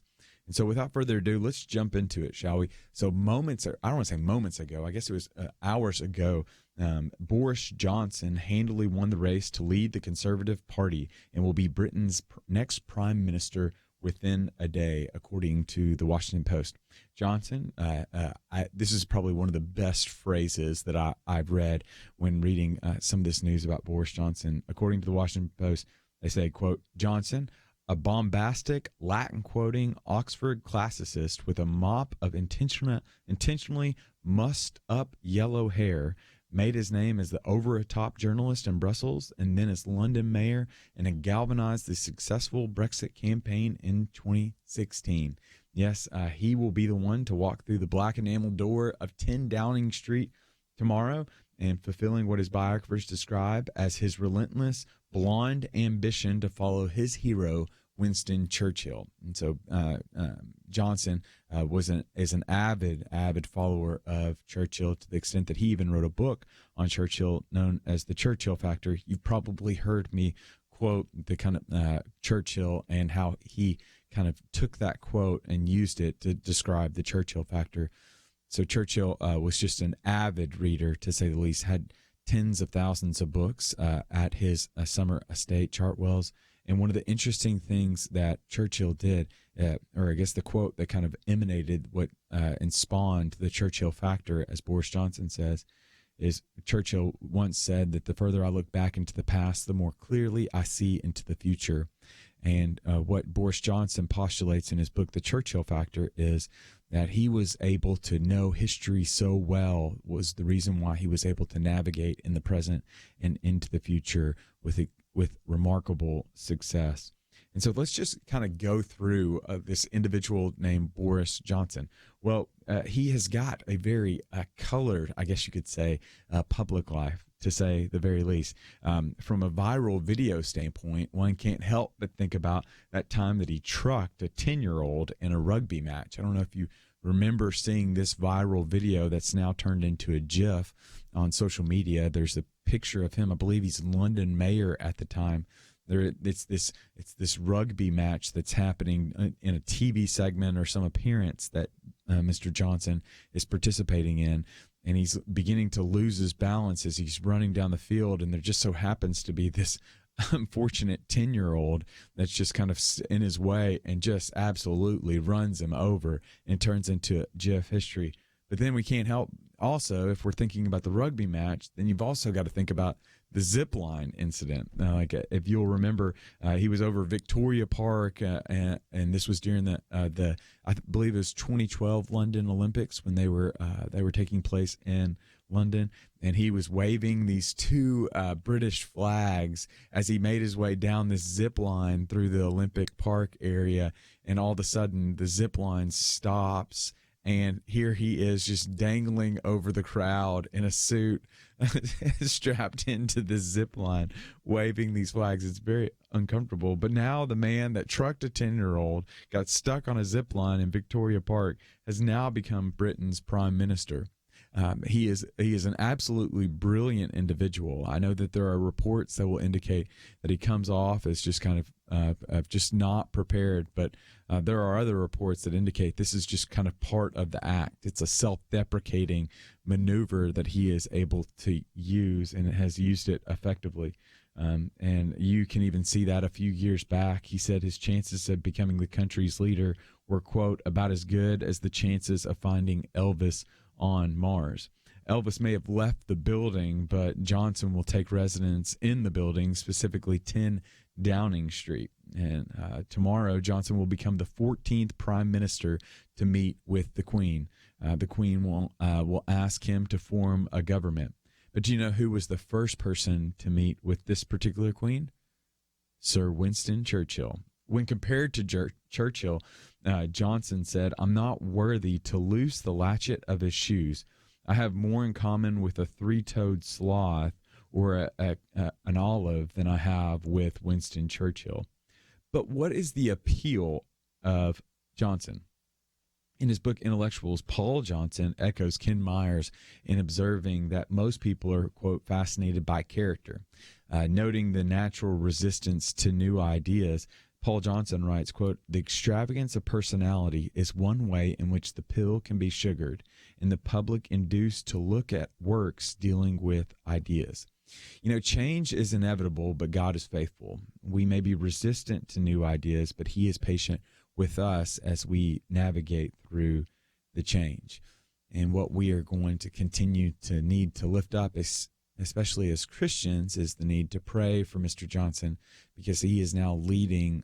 He is on the other end of what has been termed in America a very special relationship that we have with the British.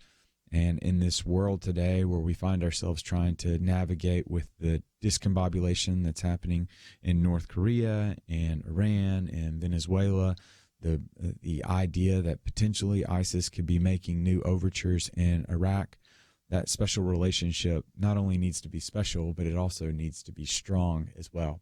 And we have an opportunity to pray to the one that is able to breathe at his mere presence, the mountains quake. And so he has some strength. And we have an opportunity to pray to him in order that he might give Mr. Johnson wisdom, courage, boldness, and insight as to how to lead the UK forward in a way that not only honors God, but also blesses this world.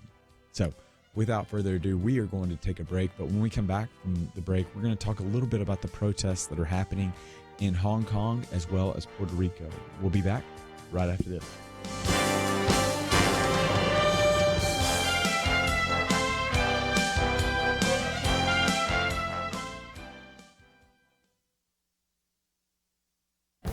This is Viewpoints with Kirby Anderson.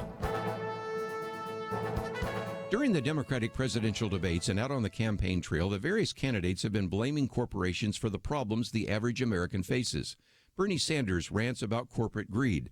Elizabeth Warren says that the corporations have only one loyalty, to profits. Beto O'Rourke says the system is rigged for corporations and the wealthy. Their message is intended, no doubt, to connect with voters already upset with the actions of corporations they feel are evil and greedy. But many voters might actually appreciate the corporation they work for and provide them with a steady job. Merrill Matthews raised this question in one of our roundtable discussions. He went on to write an op-ed asking whether corporations are really the biggest threat to America. Walmart is the largest employer. Yes, they've been criticized for paying lower wages, but many people in rural areas appreciate having a store in their area where their jobs are scarce and prices are high. Amazon is the second largest employer and has often been identified as a very attractive company for workers because it provides a wide range of jobs. Many of the Amazon employees feel very fortunate to work for a company with good wages and excellent benefits. Amazon is also providing training for workers because they see a skills gap. It will be spending hundreds of millions of dollars on educational programs for warehouse workers to earn certificates or degrees in occupations that have a high demand. It is also funding graduate-level education for its software engineers. This isn't charity. They understand the need to attract and retain workers and stay ahead of competitors. Candidates attacking corporations might discover that many voters actually appreciate the corporation that gives them wages, benefits, and even educational opportunities. I'm Kirby Anderson, and that's my point of view.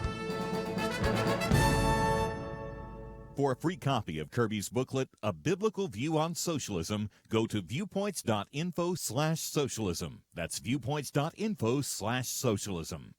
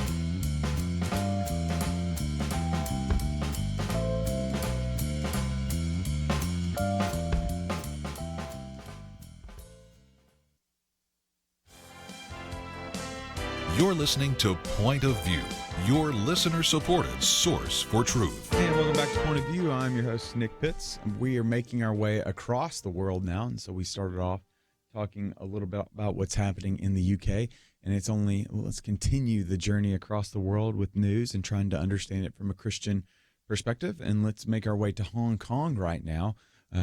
So what's happening in Hong Kong, we continue to see protests are breaking out. But what was different about the protests yesterday, because they've been spanning for 6 weeks, there's something different that happened with the protests yesterday. Namely, individuals with Chinese flags and masks were beginning to offer up violently attacking some of the protesters. According to videos shared with the Washington Post, it showed men beating people with sticks so violently that they fell to the ground, clutching injured limbs. Chinese flags that had fallen from the sticks littered the floor. The scenes marked an unprecedented level of violence against protesters during a political crisis that has gripped Hong Kong this summer.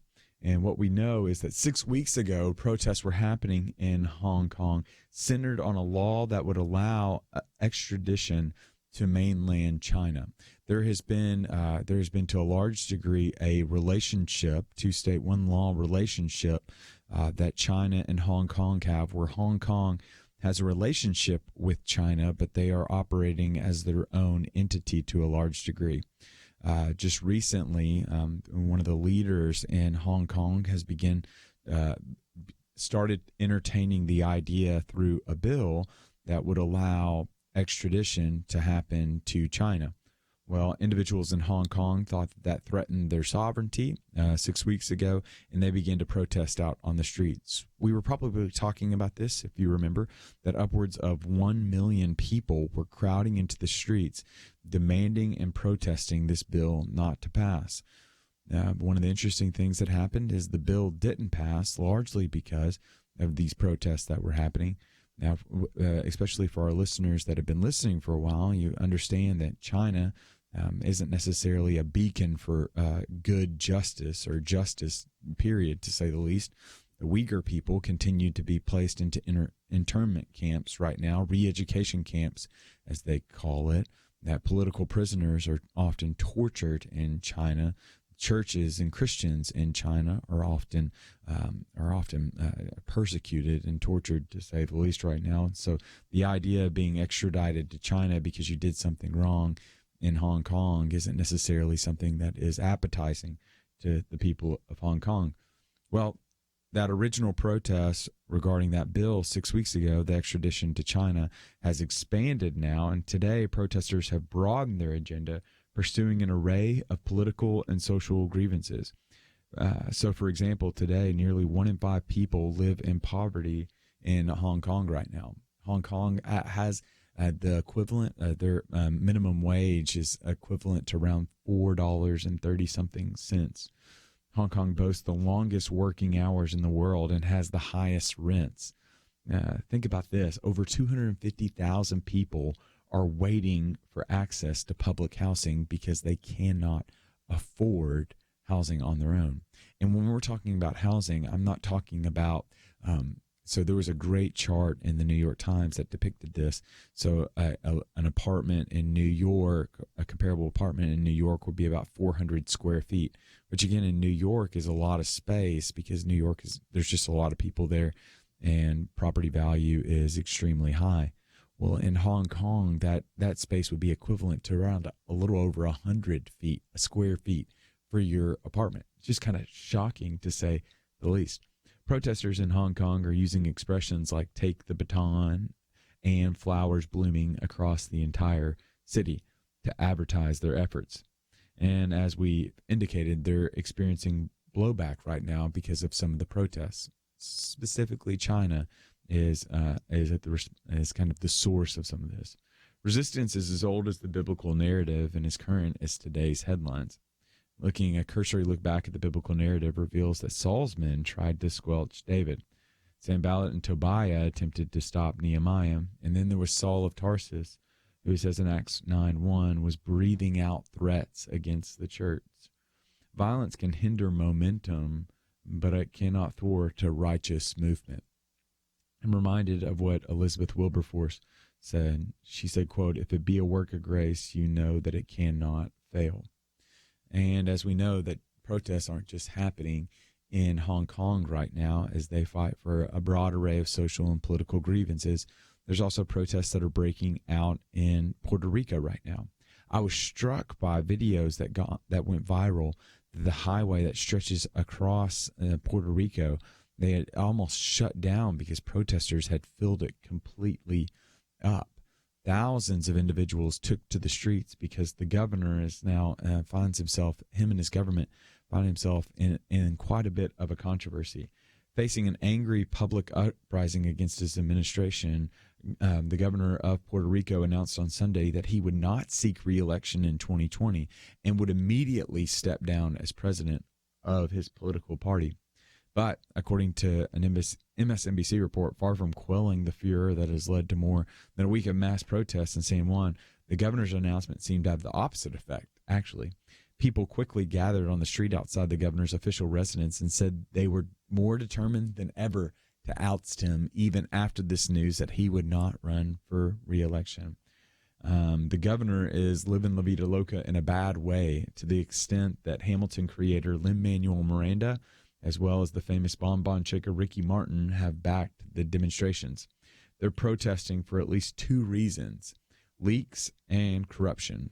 Earlier this month, the Center for Investigative Journalism published 889 pages of text messages exchanged between the governor and 11 top aides and cabinet members.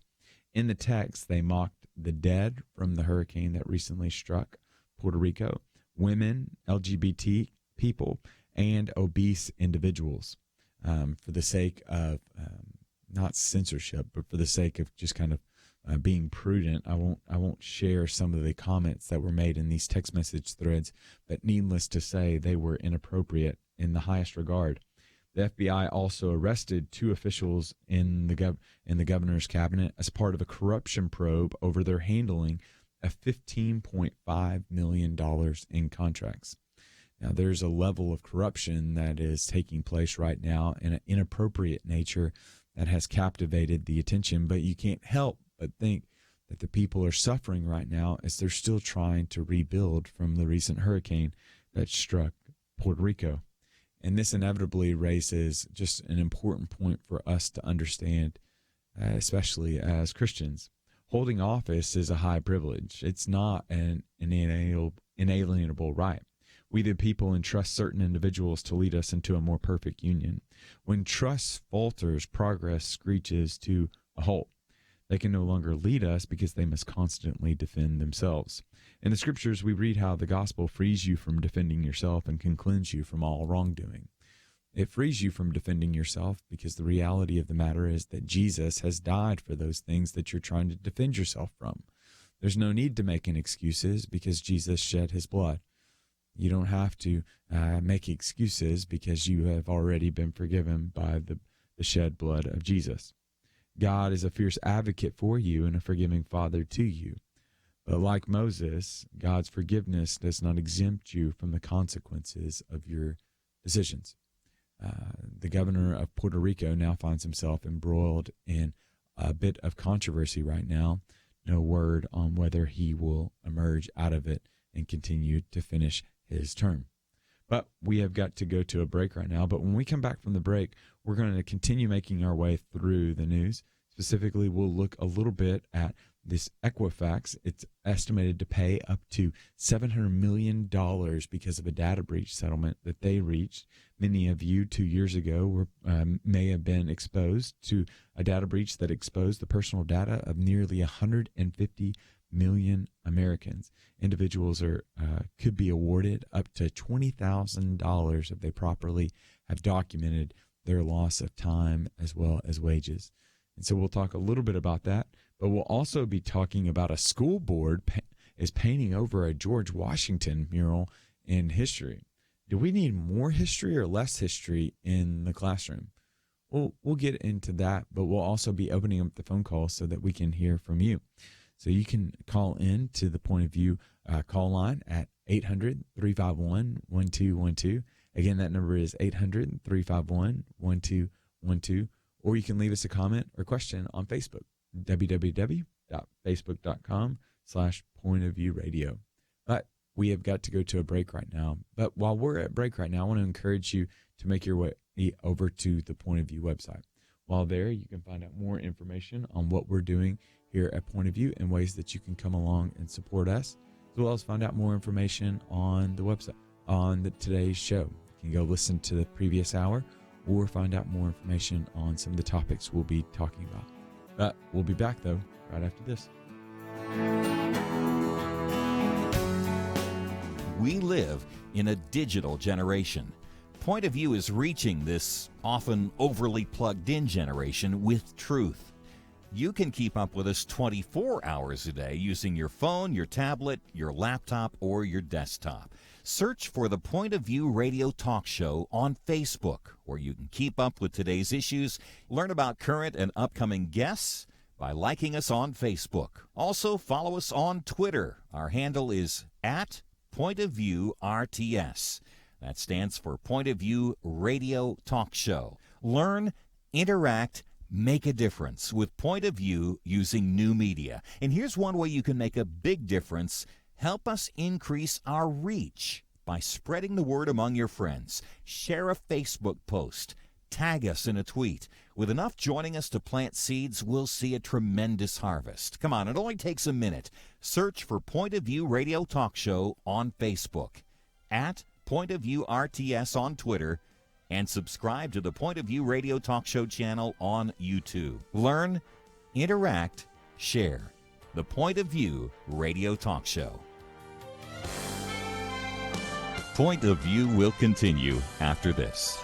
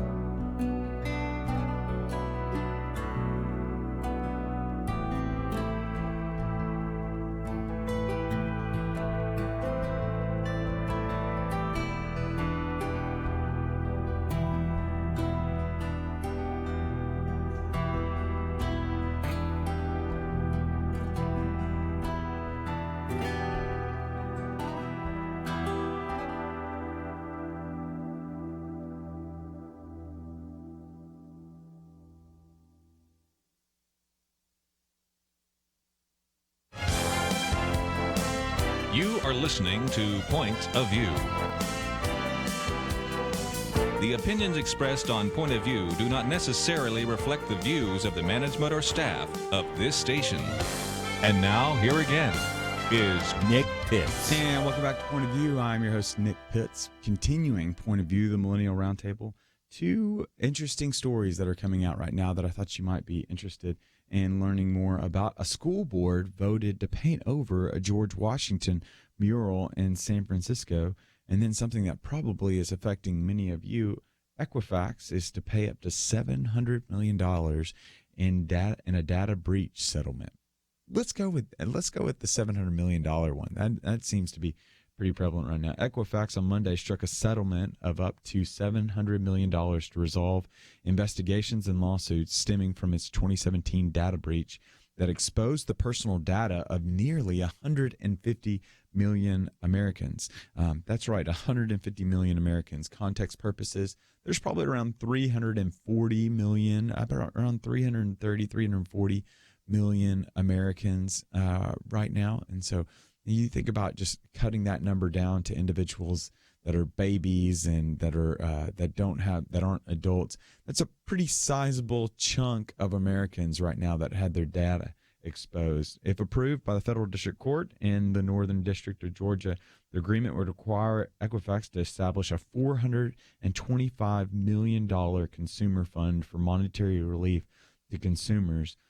And among the relief, the agencies said on Monday, consumers by filing claims online or by mail to a settlement administration could be eligible for up to $20,000 for lost time and money, such as $25 an hour for up to 20 hours spent on protecting personal information or identity theft after the breach, the agency said. I don't know if you all remember 2 years ago when it happened and they revealed the extent and just how many people, again, 150 million people. I know that I was with some of my housemates at the time, and we were all just freaking out because we realized that a lot of our information could be exposed. There's especially when it came to Social Security numbers, credit card numbers, it was all in there. And to know that this organization released all of that, there was a bit of a moment where we had to go to the website and enter in our information to better understand and to identify and determine whether we had been our data had been leaked out. Thankfully, I was one of the individuals that it wasn't. But, you know, what's interesting, that 64% of Americans have personally experienced a major data breach. In reality, most Americans can already be identified by your birthday, gender, and zip code, according to research out of Axios. Currently, you have approximately 1,400 data interactions a day. By 2025, you will have one every 18 seconds, roughly 5,000 a day. So you're saying to yourself, what is a data interaction? What are you talking about, Nick? Well, examples of interactions include driving on a public street, shopping online, engaging your digital assistant. That is all leaving a digital data footprint that is accessible for individuals and for companies to be able to purchase so that they might be able to better solicit as well as target you when they're trying to offer their service to you. So here are those numbers again. You currently have 1,400 data interactions a day. By 2025, you will have one every 18 seconds, 5,000 a day. According to an online investigation firm, Recorded Future, there are some agencies where it says it simply takes $3.05 to get someone's social security number. You can't determine whose social security number that is, but you can, for $3.05, you can get someone's social security number. In the past, we've gone to great lengths to secure ourselves. We locked the doors, positioned motion sensor lights, and installed security systems. Today, attention must be given to our digital presence as much as our physical presence. God entrusts certain things to us, and we either invest them wisely or protect them diligently. And because Equifax did not protect our services and our information, they in turn will have to pay. But speaking of paying, the San Francisco School Board is going to be paying upwards of $600,000 to be able to cover a mural of George Washington. This, according to Fox News. The San Francisco Board of Education unanimously voted in favor of painting over a George Washington mural series on a school wall depicting Washington with Native Americans in the company of slaves on his Mount Vernon estate. This is reparations, Education Board Commissioner Mark Sanchez said in a KQED report when asked about the estimated $600,000 price tag for its removal. It could reportedly take a year to complete. The 1,600 square foot mural series titled Life of Washington was painted on San Francisco's George Washington High School in 1936 by a Russian-American artist and a Stanford University professor. I would contend that when we paint over the past, we damage our future. The U.S. Education Department recently released the nation's report card, U.S. History. According to the data, 17% of 8th graders and 12% of high schoolers performed well enough to be rated proficient in U.S. history. It seems we need more history and not less. One side wants to cover parts of our past that honor individuals who have dishonorable moments. The other side wants to preserve the past and give honor where honor is due and learn from mistakes of old. But we all, 200 plus years later, should marvel and express gratitude for this present moment. As a country, we're not perfect, but we have made remarkable progress. We should be sensitive to others, but we must be mindful that the past and the murals that capture it can teach us and encourage us for better or for worse. You know, this is a really interesting and has increasingly become quite a hot topic among many individuals. It really started off with the statue debate, and it's now shifted to the mural debate. George Washington this wasn't the first time a George Washington mural was painted over or covered. You'll remember what happened, I believe, in Ohio earlier this year when they did that. And this is a heavier topic to be able to discuss and to be able to think through with a Christian perspective in mind. To a certain degree, we want to be sensitive of others. We know that there's just certain individuals that did certain acts that was just very difficult. I'm thinking about right now what's happening in my home state of Tennessee, where they were celebrating Nathan Bedford Forrest Day. Nathan Bedford Forrest, for those of you that will remember, was the leader of the Ku Klux Klan. They're doing this out of a I guess you would call it, it's a bill that requires them to do this. But I would argue that he is an individual that should not be honored. The legislature and state lawmakers should go to great lengths to be able to remove this bill so that they wouldn't have to honor this man that incited such hatred and animosity among the races. And I know that there was a statue that has since been removed from there. But there are other more controversial figures that isn't as cut and dry as Nathan Bedford Forrest. These are individuals like Robert E. Lee, that individuals point to that say that he should not be honored. He should not have a statue. I understand their efforts, and I understand the argument on one side that says you need to remove the statue of Robert E. Lee. I think I'm pretty clear on my understanding of his history, but I also know that after reading probably 5 or 6 biographies on Lee, I know that he was an individual of upstanding character. He finished at the top of his class in the military academy.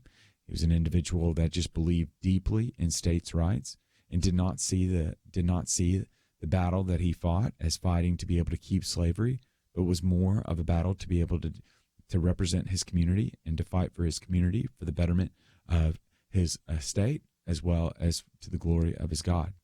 Now, I know there are elements within that would say that he was fighting to be able to keep slaves, but I just based on my own understanding, and I could be wrong, I just don't see that according to the historical record. But here's what I do know: that if we are going to completely remove every statue of an individual that has moments in their past of wrong, where does it end? Do we have any statues anymore of any individuals? Because we know from a Christian perspective that everyone is broken. Everyone has moments in their past, regardless of skin color, regardless of ethnicity, regardless of nationality. Because we were born of Adam, that we all have a propensity for brokenness, and that brokenness is not only something that's within us, but also something that works out of us as well. And so where does that end? I don't believe it to be true, good, or right for us to continue to rob our public square spaces of opportunities to learn about our history, to be able to understand the good that was done by certain individuals and the mistakes that they made that we don't need to perpetuate in the present as we make our way into the future.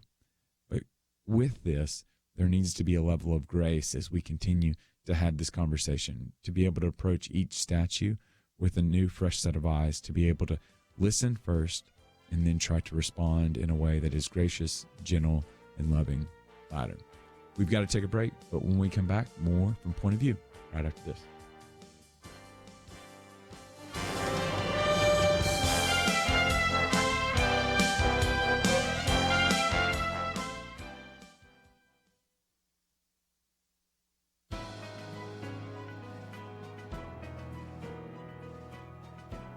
Welcome to the First Liberty Briefing. I'm Jeremy Dice. You probably know by now that the city of San Antonio has decided to remove Chick-fil-A from its airport. That is, as part of a multi-million-dollar renovation of the airport, Chick-fil-A had won the bid to have a store, but the city council decided that because its owners gave money to organizations like the Salvation Army, Chick-fil-A could no longer be a part of their airport. Of course, the mayor denies that there was any religious discrimination involved. Instead, he blamed it on the fact that Chick-fil-A, which makes more money per store than Subway, Starbucks, and McDonald's combined, is closed on Sunday. First Liberty Institute sent a letter to the U.S. Department of Transportation asking for an investigation into San Antonio's decision. Recently, the Federal Aviation Administration announced that they have in fact opened that investigation that we asked for, looking into whether or not San Antonio's actions violate promises they made of non-discrimination when seeking millions of dollars in federal grants for the airport's renovation. The San Antonio City Council may spend its taxpayer dollars as its citizens will tolerate. However, it cannot do so in a way that brazenly violates the First Amendment of the U.S. Constitution and federal law. After all, federal taxpayers should not be required to subsidize bigotry against religion. To learn how First Liberty is protecting religious liberty for all Americans, visit firstliberty.org. Hi, I'm Kelly Shackelford, President and Chief Counsel of First Liberty Institute. I hope you enjoyed this episode of First Liberty Briefing. You can learn more amazing stories about how everyday Americans are standing up and saving religious freedom. Just visit firstliberty.org.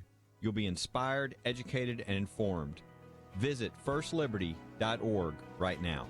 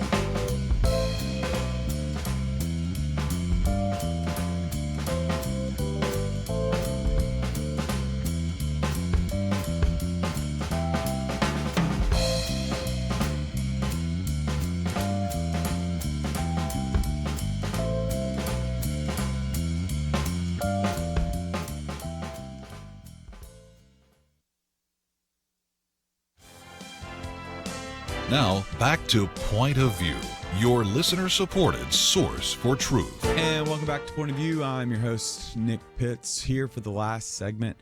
And as is often the case here on the Millennial Roundtable, we have got to end it with news you can use. That's right, news you can use, my friends. And this is news you can use, especially in light of what has happened over the weekend. Namely, the remake of The Lion King has come out. I don't know if you were one of the individuals that went to go see The Lion King this weekend. The Lion King took in the live-action remake, $185 million at the box office. But it took in quite a bit, unlike its other Disney counterpart, Dumbo, which underwhelmed at the box office. It raises the question of, do individuals actually like remakes? We're living today in the midst of kind of a remake renaissance, one might be able to say, to a certain degree. Just earlier this year, we saw Aladdin, the remake came out, and we continue to see some of these remakes come out. It raises the question of, do you actually like the remakes? Do you want the remakes? Well, according to Washington Post, that published a new survey that indicated that Hollywood executives serve up remakes because consumers like them, but a new study suggests otherwise. This is fascinating research. The study found that fully 91% of remakes drew a less positive audience score than the original. Among critics, the remakes received a lower score just slightly less frequently, 87% of the time. One of the biggest dips between the remake and the original was for a film that just came out, Dumbo. I didn't see Dumbo, Disney's live-action remake of the animated classic about a circus elephant with the ears big enough that he can fly. The new version received a 51 compared to the 96 for the 1941 original. See that drastic contrast? There was, for the original in 1941, it was 96. But for the one that just came out earlier this year, 51. That's huge. That's a really big score. Average audiences liked it less too, 66% positive on IMDb remake versus the original of 73%. So what can we think about this? So don't mistake the loud roar for the large coalition. In the mid-2000s, almost 1 in 6 top-grossing movies was a remake. Today, this is approximately 1 in 25. 22 remakes were released between 2003 and 2012. The average Rotten Tomatoes score was 46% rather, but the total box office gross of all those remakes was $12 billion. So what draws us to these remakes? If we know based on history that we rate them lower than the original, what draws us to them? Some speculate that it could be what's known as the familiarity principle. This refers to our preference for people, objects, and products that we recognize. Despite our familiarity with them, we largely have a distaste for them. Essentially, we desire a different type of story. W.H. Auden likened movies to a type of invitation, offering audiences a respite from reality. Howard Gardner, in his phenomenal book Leading Minds, asserted that leaders are storytellers. Today, many don't enjoy the stories Hollywood is sharing, but perhaps they might enjoy an old story about a Savior came from glory, or maybe the Lion of Judah instead of the Lion King. But that's not the only news coming out that I want to bring to your attention this morning or this afternoon. To transition a little bit away from the news you can use, a little bit of a more poignant note for our listeners to end today's show. There was a New York Times op-ed that came out over the weekend that was just extremely powerful, just a very powerful piece that was penned by Meghan McCain, the daughter of John McCain, the late senator from Arizona, Cindy McCain, his wife, as well as Meghan, who many of you may remember or may know from her television talk show, The View. Meghan McCain has shared this in an upcoming op-ed, this horrendous miscarriage, and this New York Times piece that she penned on Friday. She said, quote, "I was petrified to share my story publicly, but I never ever let fear dictate my life choices. I will always take the leap. I will always roll the dice." She said, quote, "I'm not hiding anymore. Women need to be able to speak out about this publicly without the stigma and the lack of knowledge that pervades this issue." And Meghan is right in this regard. She is not alone. Approximately 1 in 5 confirmed pregnancies end in miscarriage. Estimates suggest that up to 20% of women who have a miscarriage develop symptoms of depression and or anxiety. 40% experience a type of PTSD. Carrie Underwood captured this heartache in her song Cry Pretty, which she herself wrote. She said, quote, "And falling apart is as human as it gets. You can't hide it. You can't fight what the truth is." I cannot even begin to understand the feelings of hopelessness and helplessness that can come with a miscarriage. Helplessness often comes as a result of loneliness, feeling as though the weight falls only on one set of shoulders. Hopelessness precedes bitterness, moving from bleak questions about the future to great frustrations in the present. I can't understand it, but I know that He does. He being our God that is closer than the shade on our right hand. He being our God who is our great high priest who can sympathize with our every weakness. Because of what Jesus has done, has allowed us to boldly approach the throne of grace and receive grace and mercy in time of need. He being the one, it says in the Psalms, that draws near to the brokenhearted. He being the one that it says in Romans 8 that when we don't have words to utter, His Spirit is inside of us, groaning in deeper than words. He being the one in Hebrews 9 that it says that he sits at the right hand of the Father, and he lives to make intercession for us. He being the one, it says in the Psalms, that does not withhold any good thing from those he loves. He being the one that it says has given us all things pertaining to life and godliness. That he I'm talking about is Jesus. He heard the petitions of Hannah in 1 Samuel 1. He listened to the cries of Sarah in Genesis 11, and he answered the prayers of Rebekah in Genesis 25. There are many of you, if the statistics are correct, that have suffered from miscarriage, and that number only increases when we say that you are surrounded by friends and into other individuals that have suffered such great heartache as well. And you may feel the weight of that, but know that God cares for you, and you can cast your anxiety upon him. He might not take you out of this situation, but he will always walk with you through it. And with that, I want to say thank you so much for tuning in to the Point of View, the Millennial Roundtable. If you are willing to endure the punishment, I'll be back here tomorrow. You'll have to put up with me as we continue to talk about the news of the day. We've got some really great guests. Walter Larimore will be joining us tomorrow. Talk about Fit Over 50. He's a good friend of mine, and I know you will benefit from learning from him as well as from his research in his book. But I want to direct your attention to a couple of things before I head out of here. One, I want to direct your attention to the Point of View website, and you can go to www.pointofview.net. Because of your generosity and your support, we are able to do what we do, which is hopefully to be able to share not only the news of the day, but help us to understand that in light of the good news of Jesus and how he changes everything. And because of your generous support, we're able to help you know real news in a fake news era. And so your support is always helpful, and you can come along and join the Point of View team by clicking on that donate button and making a little contribution to us in support of us, and know that we will gratefully receive that. Or you can go to the Facebook page, www.facebook.com/pointofviewradio. Be sure to like us, and you'll find out more information on us there as well.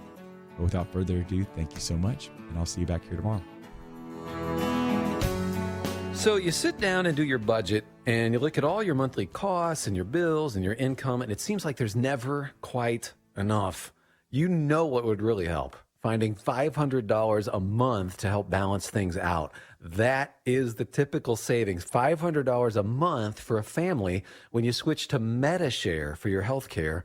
And when it comes to healthcare sharing ministries, MediShare is really the gold standard. It's been around for 25 years and has more than 400,000 members. It's been around so long and grown so much because it works. And whether you're single or married or have kids, this could make sitting down to do a monthly budget a lot more fun. $500 a month can more than cover a car payment or pay back loans, whatever. So join MediShare and go out to dinner to celebrate. Here's the number to call. They are incredibly kind and helpful to talk to. 855-90-BIBLE. That's 855-90-BIBLE. 855-90-BIBLE. Tired of fake news? Support truth. Join Point of View's Truth Team and bring healing to America. Go to pointofview.net/team. Pointofview.net/team. Or 800-347-5151. Point of View is produced by Point of View Ministries.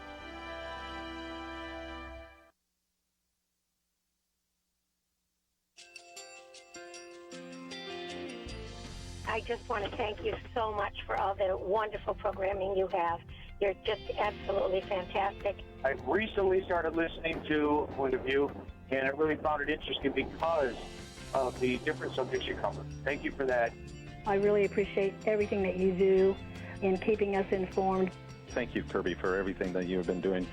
I appreciate all the work that you're doing, advocating for the Word of God. Thank you so much.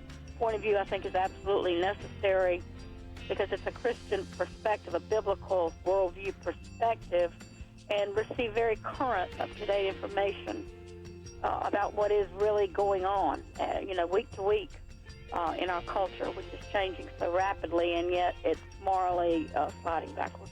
Yeah, I'm just, first of all, I thank you guys. Y'all's program is wonderful, and enjoy it every day. I learn so much every time I listen to it.